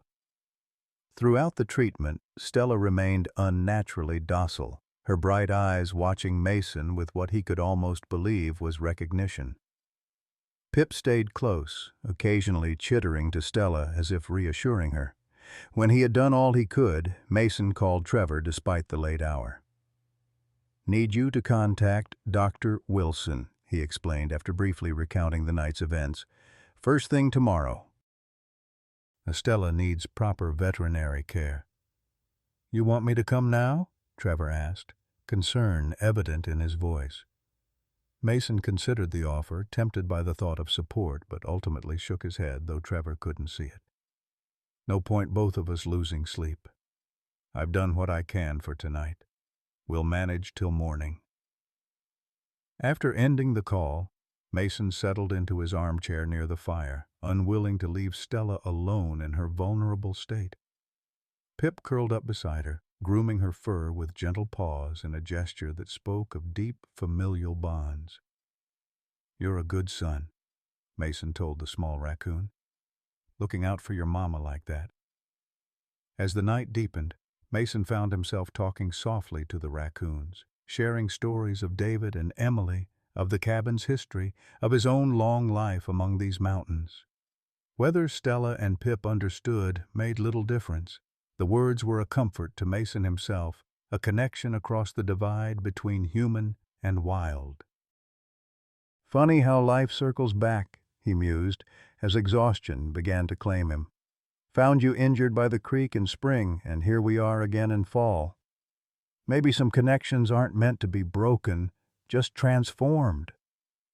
Dawn broke clear and cold, sunlight streaming through the cabin windows to find Mason asleep in his chair, Stella resting more comfortably on her bed of towels, and Pip keeping vigilant watch over both of them. The fire had burned low, but the cabin remained warm, a sanctuary against the approaching winter. Mason woke to the sound of a vehicle in the driveway. Moments later, Trevor appeared at the door with Sarah Wilson close behind him, her veterinary bag in hand. "Well," she said, taking in the scene before her. "So much for our carefully planned wildlife rehabilitation protocols." Despite her wry tone, Sarah immediately set to work examining Stella, her experienced hands gentle but thorough. "Puncture wound likely from another animal," she confirmed Mason's amateur diagnosis. "Infection's taken hold, but you cleaned it properly. She's dehydrated and underweight. Probably hasn't been eating well because of the pain." "Will she recover?" Mason asked, voicing the question that had kept him awake much of the night. Sarah nodded cautiously. "With proper care, yes. But she'll need antibiotics, regular wound cleaning, good nutrition. It's going to take time." "Time we don't have," Trevor interjected gently. "Grandpa's supposed to come to town today, remember? Winter's coming." The three humans looked at each other, then at Stella and the ever-present Pip, clearly facing a dilemma none had anticipated. "I could take her to the Wildlife Center," Sarah offered. "We have facilities for injured animals." Mason considered this option, watching as Pip pressed protectively against Stella's side. Would they let him stay with her? "They seem pretty devoted." Sarah shook her head. "Against protocol. We'd have to separate them." "Then that's not an option," Mason said firmly. "I won't separate a family that's clearly trying to stay together." He looked around his cabin at the preparations for his departure, at the life he'd been preparing to temporarily leave behind. "Reckon I'll just have to stay here after all." Trevor's brow furrowed with concern. "Grandpa, we've talked about this. The winter isolation, your arthritis, the difficulty getting help if something goes wrong." "I know all that," Mason interrupted. "But some things matter more than playing it safe." He gestured to the raccoons. "They came to me for help. I won't turn them away." Sarah watched this exchange with thoughtful eyes. "What if we found a middle ground?" she suggested. "Mason, you've already agreed staying here alone all winter isn't ideal."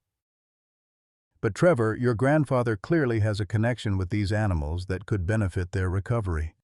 "What are you suggesting?" Trevor asked. "What if we moved Stella to town with Mason?" Sarah proposed. "She needs a warm, safe place to recover. If Pip won't leave her side, he comes too. It's unconventional, but then again this whole situation has been unconventional from the start." Mason and Trevor exchanged surprised glances, considering the unorthodox proposal. "The apartment does have that small sunroom," Trevor said slowly. "Could be adapted for them. Temporary arrangement until Stella recovers." "Wouldn't be the first time I've shared my home with these raccoons," Mason added, warming to the idea despite its strangeness. "Though might raise some eyebrows in town," Sarah shrugged. "I'll handle the official paperwork. Temporary wildlife rehabilitation permit, special circumstances. Leave the bureaucracy to me." As they discussed logistics, Mason found himself looking at Stella, who seemed to be watching the conversation with intelligent eyes. Had she understood Pip's mission when he sought out Mason? Had she somehow known that her best chance for survival lay with the human who had helped her once before? "What about the other kits?" Mason asked suddenly, remembering the raccoons that had remained at the den. "And Shadow?" "He wasn't with them." Pip chittered as if responding to the question, moving to the cabin door with clear intent. "I think he wants to lead us back," Trevor observed. Sarah quickly prepared a raccoon carrier and additional medical supplies. "If there are more injured raccoons, we should check on them. The healthy ones can remain in the wild, but any others needing treatment should come with us." Together, the unusual party made their way back to the ravine den, Pip leading the way with confident chittering. Upon arrival, they found the remaining kits had been joined by Shadow, who stood guard at the den entrance with wary vigilance. "He came back," Mason said softly, recognizing the distinctive dark raccoon immediately. "Must have been out hunting when I found Stella." Shadow chittered a warning as they approached, clearly protective of the remaining kits. Sarah assessed the situation with professional calm. "The others appear healthy," she noted. "No obvious injuries. They're old enough now to survive with parental guidance, and Shadow seems to have taken on that role." Mason nodded, relieved. "So we take Stella and Pip to town for recovery.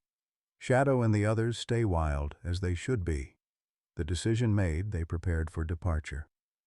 Mason spent a few moments securing the cabin, taking one last look at the home he would now be leaving under circumstances far different than planned. The irony wasn't lost on him. He had resisted moving to town until raccoons of all things had ultimately made the decision necessary. "Life does take some strange turns," he remarked to Trevor as they loaded Stella's carrier into Sarah's truck. "Never would have guessed I'd be moving to town with raccoon roommates." Trevor smiled, relief evident in his expression. "At least you'll be somewhere safe for the winter, even if your reasons for coming aren't what we expected." As they prepared to depart, Mason found himself looking back at the forest edge where Shadow and the remaining kits watched from a safe distance. He raised a hand in farewell, feeling oddly certain that this wasn't a final goodbye. "We'll bring her back when she's healed," he promised the watching raccoons. "Take care of each other till then." The journey to town marked the beginning of a new chapter, one Mason couldn't have imagined even months ago. As the cabin disappeared from view, he felt Pip's small paw reach through the carrier mesh to touch his hand, a gesture that seemed to transcend the boundaries between wild and tame, between animal and human. "Guess we're in this together now," Mason told the raccoon softly. "All of us, finding our way forward." And as the mountains gave way to the small town that would be his temporary home, Mason felt not the loss he had feared, but rather a strange sense of continuity. The connection he had formed with these wild creatures had not ended with their release. It had merely evolved, adapting to new circumstances just as they all must adapt to survive. In town, Trevor's apartment proved more comfortable than Mason had expected. The sunroom, quickly adapted with Sarah's guidance, became a recovery space for Stella, with plenty of natural light and a view of the small-town park across the street. Pip adjusted to the new environment with surprising ease, his curious nature seemingly undiminished by the change in surroundings. He was probably always meant to be a bridge between worlds, Sarah observed during one of her regular visits to check on Stella's recovery. Some animals just have that capacity, to exist comfortably in both the wild and human spaces. Mason, watching as Pip investigated the apartment with methodical thoroughness, nodded in agreement. "Reckon some humans have that capacity too. Just takes the right circumstances to bring it out." As December arrived, bringing the first snows to the mountains visible from the apartment windows, news came that finalized the conservation easement. Mason's land would be permanently protected, immune to development pressures even after he was gone. "Feels right," he told Trevor as they signed the final paperwork. Land stays wild, just as it should be. Trevor, who had once worked to develop that very land, now nodded in wholehearted agreement. "Dad would have wanted it this way," he said quietly. "Preserved for Michael and his children someday." As Stella's health improved under Sarah's care and Mason's attentive nursing, the old man found himself unexpectedly content in his temporary urban home. The apartment became a gathering place, For Trevor and Michael's regular visits, for Sarah's professional consultations that often extended into friendly conversations, even for curious neighbors who had heard the unusual story of the man who moved to town with raccoon companions. "You've become something of a local celebrity," Trevor teased one evening. "The mountain hermit and his raccoon family." Mason snorted, though without real annoyance. "Hardly a hermit anymore with all the visitors trooping through here." Yet the steady stream of human connection, after years of solitude, had awakened something in Mason that he'd thought long dormant, a capacity for new friendships, for community involvement, for a life beyond the boundaries of his beloved cabin. As Christmas approached, bringing with it the deepest cold of winter, Mason found himself grateful for the twist of fate that had brought him to town. From the apartment windows he could see the heavy snows that would have isolated his cabin completely, the ice storms that would have made daily tasks dangerous for a man of his age. "Reckon you saved me twice now," he told Stella one evening as he changed her bandages, her leg now well on the way to full healing. "First by giving me purpose when I needed it most, then by making sure I wasn't stubborn enough to risk a dangerous winter alone." Stella, growing stronger each day, chittered softly in response, her intelligent eyes fixed on Mason's weathered face as if she understood every word. And perhaps, Mason thought as he completed his ministrations, that understanding wasn't as fanciful as it might seem. For in the months since he had first found an injured raccoon by a flooded creek, boundaries he had once thought fixed and immutable had proven surprisingly flexible, between wild and tame, between solitude and community, between ending and beginning. "We'll go home in spring," he promised Stella and Pip, as the winter solstice arrived, marking the year's darkest day. "All of us, together." And as the days began their slow journey back toward light, Mason Reed found himself looking forward, not backward, his heart open to whatever new adventures awaited in the seasons to come. Winter released its grip on the Appalachian foothills gradually, reluctantly, like a miser forced to part with treasure. March brought the first tentative signs of spring, patches of bright green emerging through melting snow, birdsong returning to bare branches, creeks swelling with runoff from the mountains. From the window of Trevor's apartment, Mason watched these changes with growing anticipation, marking each sign of renewal with quiet satisfaction. "Won't be long now," he told Stella, who had taken to sitting beside him during these daily observations. Her injured leg had healed completely, leaving only a slight stiffness that Sarah assured them would diminish with time and exercise. The raccoon's weight had returned to normal, her silver-flecked fur once again thick and healthy after months of recovery. Pip, who had adapted to apartment living with surprising enthusiasm, chittered in apparent agreement from his perch on the bookshelf. Unlike his mother, who maintained a certain wild dignity despite her domestication, Pip had embraced human companionship wholeheartedly. He followed Mason throughout the apartment, investigated Trevor's briefcase when he visited, and charmed nearly everyone who encountered him. "He's going to have a harder transition back to the wild," Sarah had warned during her last visit. "Might always seek human contact." The wildlife veterinarian's words had troubled Mason, raising questions he'd been avoiding. What would happen when they returned to the cabin? Would Stella and Pip rejoin Shadow and the other kits, resuming their wild existence? Or had their months in human care changed them too fundamentally? "Guess we'll cross that bridge when we come to it," Mason murmured, scratching behind Stella's ears in the way she had come to enjoy. The winter in town had changed Mason too. Proximity to Trevor had strengthened their rekindled relationship, giving them time to heal old wounds and create new memories.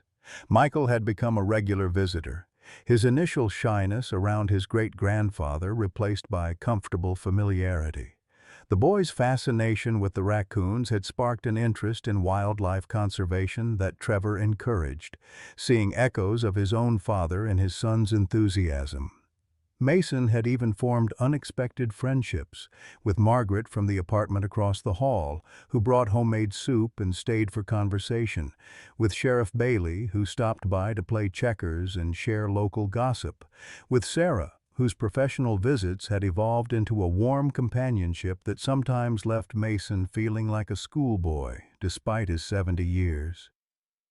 "Never thought I'd have a social life at my age," he confessed to Trevor one evening as they shared a meal after Michael had gone to bed.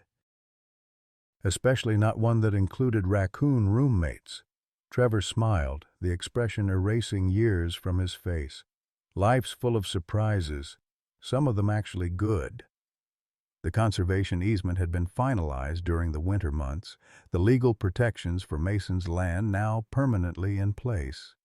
Whispering Pines Development had abandoned their resort plans entirely after investigations revealed improper connections between company executives and county officials. Trevor, following through on his earlier musings, had begun transitioning his practice toward environmental law, using the skills once employed to facilitate development to now protect the mountain landscapes he'd rediscovered a love for. As March gave way to April, Mason's thoughts turned increasingly to the cabin. The winter had been kind to his arthritic joints, the apartment's steady warmth and lack of physical demands allowing for a respite his body had needed. But as spring strengthened its hold, he felt the familiar pull of his mountain home, the need to feel dirt between his fingers, to smell pine and oak on the breeze, to watch sunrise paint the ridgelines from his own porch. "Think it's about time," he told Sarah during her visit in mid-April, "for all of us to head back." She nodded, having anticipated this conversation. Stella's fully recovered. Physically, they're both ready. She hesitated, watching as Pip investigated her medical bag with methodical curiosity. "But are you prepared for what happens next? They've been living as pets for months now." "Not pets," Mason corrected gently. "Guests. There's a difference." Sarah smiled at the distinction. "Even so, the transition back to wild living won't be simple for any of you." The truth of her words settled in Mason's chest. The raccoons had become intertwined with his daily existence.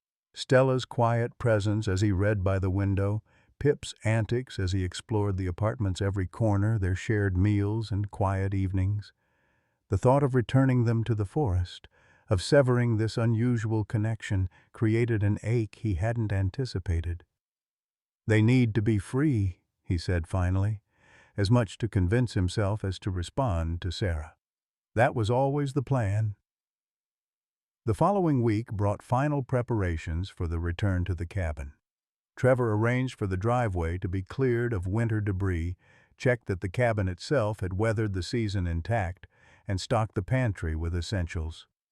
Mason packed his few belongings, including the new medications that had helped ease his arthritis during the winter months. The morning of their departure dawned clear and mild, perfect spring weather for the journey home. Mason found himself unexpectedly emotional as he took a last look around the apartment that had sheltered them through the winter. "Never thought I'd get attached to a place in town," he admitted to Trevor as they loaded the final items into the truck. "Always considered myself a mountain man through and through." Trevor squeezed his shoulder in understanding. "Home isn't always where we expect to find it." Stella and Pip traveled in the specialized carrier Sarah had provided, positioned so they could see out the windows during the drive. As they left the small town behind, climbing into the foothills, Mason noticed both raccoons becoming increasingly alert, their noses twitching at the changing scents, eyes tracking the familiar landscape. "They remember," he observed. "Know where we're headed." The cabin came into view around midday, bathed in spring sunshine that highlighted the new growth surrounding it. Wildflowers dotted the clearing, and fresh buds adorned the trees at the forest edge. The scene was one of renewal, of life continuing its ancient cycles regardless of human presence or absence. Mason felt a tightness in his chest as Trevor parked before the porch. Not pain, but a fullness of emotion he couldn't quite name. This place had been his refuge, his prison, and ultimately his salvation through the unexpected chain of events that had begun with finding an injured raccoon by the creek. "Welcome home, Grandpa," Trevor said softly, understanding the weight of the moment. Mason nodded, unable to speak past the lump in his throat. Home. After months away, after all that had changed, this place was still home. They carried their belongings inside, finding the cabin just as they had left it, though fresher after Trevor's preparations. Mason moved through the rooms, reacquainting himself with the space, noticing how it seemed both familiar and somehow different after his time away. "Feels smaller," he remarked, surprised by the observation. Trevor smiled. "That happens when your world expands." With the truck unloaded and the cabin warming in the spring sunshine, the moment Mason had both anticipated and dreaded arrived, the release of Stella and Pip back into the wild. They set the carrier on the porch, door facing the forest that had been their original home. "Should we just open it?" Trevor asked, "or take them to where Shadow and the others might be?" Mason considered the question, watching as both raccoons peered through the carrier mesh toward the forest edge. "Their choice," he decided finally. "We open the door, let them decide what happens next." Sarah had coached them on this moment during her final visit. "Don't expect immediate departure," she had warned. "They've grown accustomed to human presence. The transition back to wild living will likely be gradual." With careful movements, Mason unlatched the carrier door and swung it open. "There you go," he told the raccoon softly. "You're free now." For several long moments, neither raccoon moved. Stella sniffed the air cautiously while Pip chittered quietly, both seemingly assessing their surroundings. Then, with deliberate dignity, Stella emerged from the carrier, her movement steady despite the slight stiffness in her healed leg. She paused on the porch, gazing toward the forest, her body tense with apparent anticipation. Pip followed more reluctantly, staying close to Mason's legs as if uncertain about this new development. His behavior confirmed Sarah's prediction that he would struggle more with the transition, having formed the strongest bonds with humans during their time in town. "Go on," Mason encouraged, his voice rough with emotion. "Your family's waiting out there somewhere." As if in response to his words, a distinctive chittering call sounded from the forest edge. Stella's head snapped toward the sound, her entire body alert. A moment later, a dark shape emerged from the underbrush, Shadow, his coat gleaming in the spring sunshine. "Well, I'll be," Trevor breathed. "He's still here, after all this time." Shadow approached cautiously, stopping at the edge of the clearing. He chittered again, the sound clearly directed at Stella. The female raccoon responded with her own call, a communication Mason couldn't interpret but whose meaning seemed clear. Recognition, greeting, reunion. With one last glance at Mason, Stella descended the porch steps and moved toward Shadow with increasing confidence. Their reunion, when she reached him, held a poignancy that tightened Mason's throat. Shadow inspecting her healed leg, Stella grooming his face, their bodies pressed close in apparent affirmation of connection maintained despite months of separation. Only Pip remained behind, watching from the safety of the porch, clearly torn between following his mother and staying with the humans who had become his family. "Go on, little one," Mason encouraged gently. "That's where you belong." Pip looked up at Mason with intelligent eyes that seemed to hold a question, a hesitation. Then, with a soft chitter that sounded almost like farewell, he scampered down the steps, not directly to Stella and Shadow, but to investigate the clearing as if reacquainting himself with territory once familiar. "Think they'll stay nearby?" Trevor asked, watching as Shadow and Stella moved toward the forest, pausing occasionally to wait for Pip's meandering exploration. "Hope so," Mason replied. But they need to find their own way now, be what they were born to be. As evening approached, Trevor prepared to return to town, promising to visit again the following weekend. "You sure you'll be all right out here alone? It's been months since you've managed on your own." Mason smiled at his grandson's concern. "Not exactly alone," he pointed out, gesturing to where Rusty had reclaimed his favorite spot by the hearth. "Besides, think I've remembered a thing or two about self-reliance this winter." After Trevor's departure, Mason settled onto the porch to watch twilight descend over his beloved mountains. The evening air carried the scent of pine and new growth, of earth awakening after winter's dormancy. Somewhere in the darkening forest, Stella and Pip were reuniting with their wild family, reclaiming the existence they had temporarily set aside during their time in human care. "Full circle," Mason murmured to himself, feeling a bittersweet satisfaction in the completion of what had begun nearly a year ago by the flooded creek. The days that followed established a new rhythm to Mason's life. He rose with the sun, tended to the tasks of mountain living that had once seemed burdensome, but now felt like welcome connections to the land. The garden that had lain dormant through winter needed preparation for spring planting. The cabin required minor repairs after months of vacancy.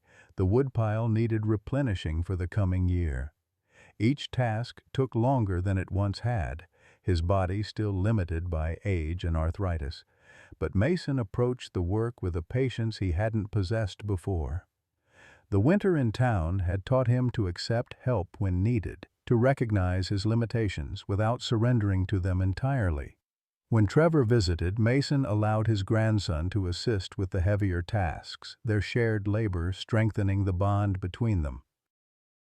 A week passed with no sign of the raccoons, then another.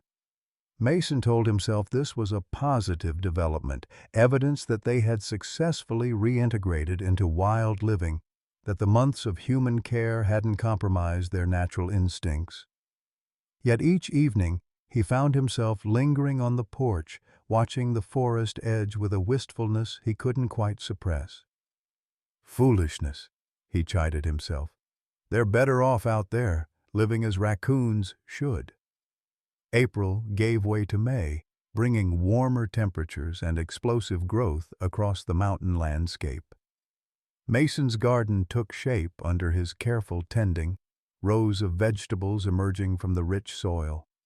The conservation easement brought occasional visitors, wildlife officials documenting the property's ecological features, environmental educators interested in using the land for field studies. Mason welcomed these visits with a hospitality that would have surprised his former hermit self.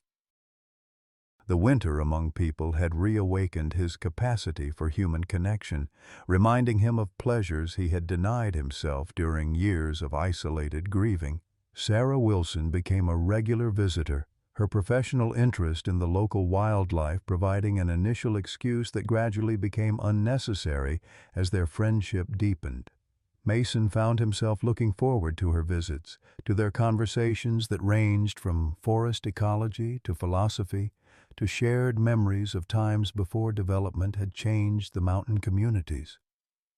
"You've changed," she observed one afternoon as they walked the property boundary, cataloging spring wildflowers.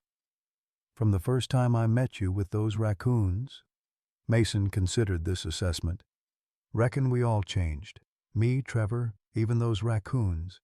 Life has a way of moving you forward whether you're ready or not." Sarah smiled, her hand briefly touching his arm in a gesture that sent an unexpected warmth through his aged frame. Forward is generally the right direction. As May progressed, Mason had almost resigned himself to the raccoon's permanent departure when the encounter he had both hoped for and doubted came on an ordinary evening as he sat on his porch watching fireflies begin their nightly display over the clearing. A movement at the forest edge caught his attention, a familiar form emerging from the underbrush with a distinctive white chest patch that identified him immediately. "Pip," Mason breathed, setting aside his coffee mug as the young raccoon approached the cabin with confident strides.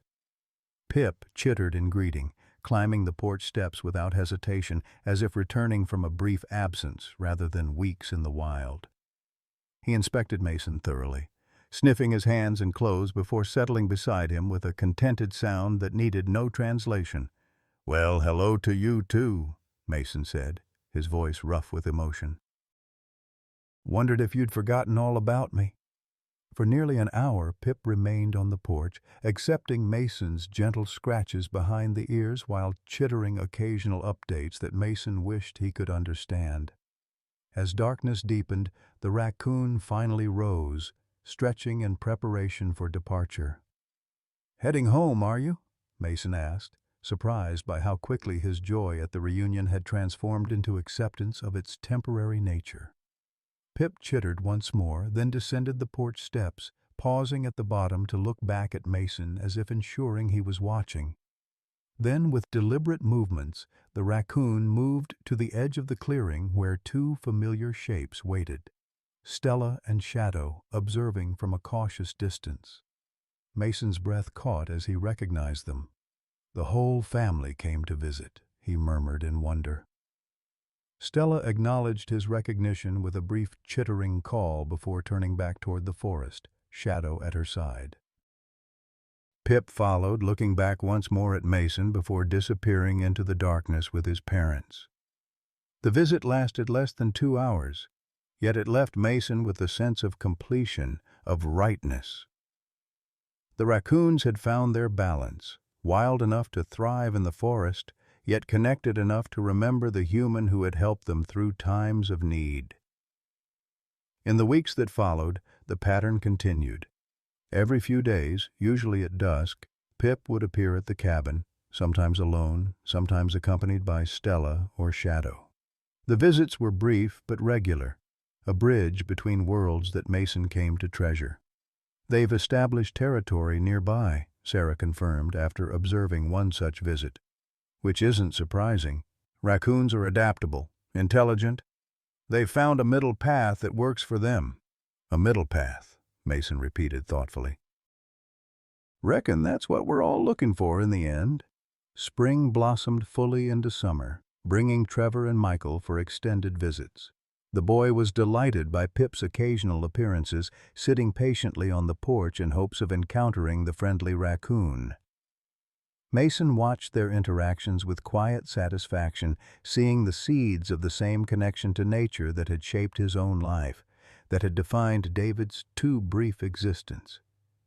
"He reminds me of your father," Mason told Trevor one evening as they watched Michael carefully sketching Pip during one of the raccoon's visits. "Has that same gentle way with animals." Trevor nodded, his expression softening at the comparison. Dad would have loved all this. The land protected, the family reconnected, even the raccoon saga. "He had a hand in it," Mason said with quiet certainty. "Shadow finding his way back after all those years. Can't convince me that was mere coincidence." The summer solstice arrived, marking the anniversary of Stella's first appearance in Mason's life. To commemorate the occasion, Trevor organized a small gathering at the cabin. Sarah, Sheriff Bailey, Margaret from the apartment in town, and a few others who had become part of Mason's expanded circle during his winter in town.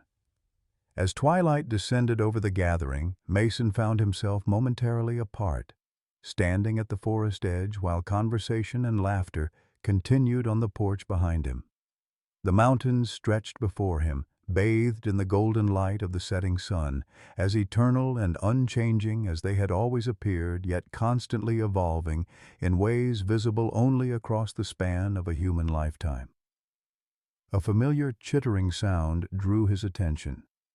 There, just within the tree line, stood the raccoon family: Stella, Shadow, Pip, and 2 others that Mason recognized as the grown kits from the previous year. They watched the human gathering with evident curiosity, maintaining a safe distance yet clearly drawn by the activity. "Mason?" Sarah's voice called from the porch. "Everything all right?" "Just fine," he answered, not taking his eyes from the raccoons. "Got some extra guests is all."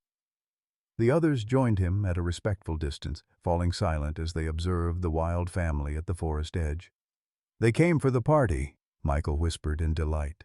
"Seems they did," Mason agreed, feeling a fullness in his chest that had nothing to do with his aging heart and everything to do with the moment's perfect symmetry, the wild and human worlds observing each other across a boundary that remained real, yet somehow more permeable than he had once believed possible. As if sensing the significance of the moment, Pip broke from the family group, approaching halfway across the clearing before sitting upright on his hind legs, chittering what sounded remarkably like a greeting to the assembled humans.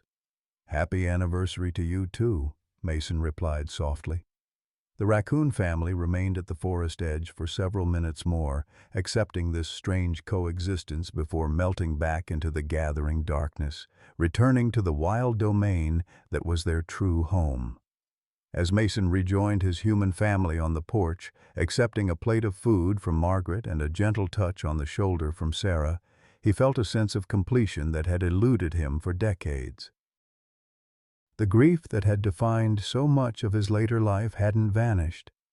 Emily and David remained present in his heart, their absence still an ache during quiet moments, but it had been transformed, contextualized within a larger tapestry of connection that now included both human and wild companions.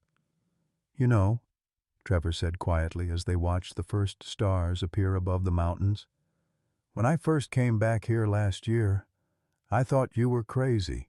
An old man obsessed with raccoons, fighting a losing battle against progress." Mason chuckled, acknowledging the assessment without offense. "Wasn't entirely wrong. Except it wasn't a losing battle," Trevor continued. "And those raccoons—" He gestured toward the forest where Pip and his family had disappeared. "They changed everything, didn't they? For all of us." Mason nodded, unable to articulate the full truth of that observation. How could he explain that an injured raccoon found by chance had ultimately led to healing rifts he had believed permanent, to protecting land he had feared lost, to finding new purpose in the final chapter of a long life? "Sometimes the smallest things make the biggest difference," he said finally. "Just have to be paying attention when they come along."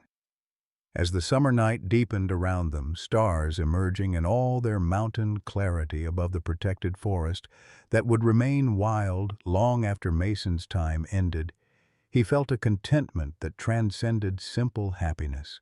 This land, these people, even the Raccoon family that moved between worlds, all were part of a continuity that had existed before him and would continue after. A web of connection that made individual lives meaningful within the greater whole. "We did good," he whispered to the night, to Emily's memory, to David's spirit, to all that had been lost and found again in unexpected ways. "We did real good." And somewhere in the forest darkness, as if in confirmation, a raccoon called. In our golden years, life often surprises us with unexpected connections that heal old wounds and create new purpose. Mason's journey from isolated widower to the center of a loving community began with one simple act of compassion: helping an injured raccoon. Like Mason, many of us face the challenges of aging, loss, loneliness, and the struggle to remain independent. Yet his story reminds us that it's never too late to rebuild broken family bonds, forge new friendships, or find meaning in protecting what we love. The Raccoon family that moved between wilderness and civilization mirrors our own challenge, finding balance between cherished independence and necessary connection. Through Mason's eyes, we see that accepting help doesn't mean surrendering dignity. It means expanding our capacity for joy. His cabin, once a refuge from pain, became a gathering place where generations healed together. What unexpected encounter has changed your life's direction in your later years? Have you, like Mason, discovered that teaching younger generations about nature, history, or craft creates legacy more lasting than any material inheritance? Share your story in the comments below. Your experience might be the very connection someone else needs to find their own path forward.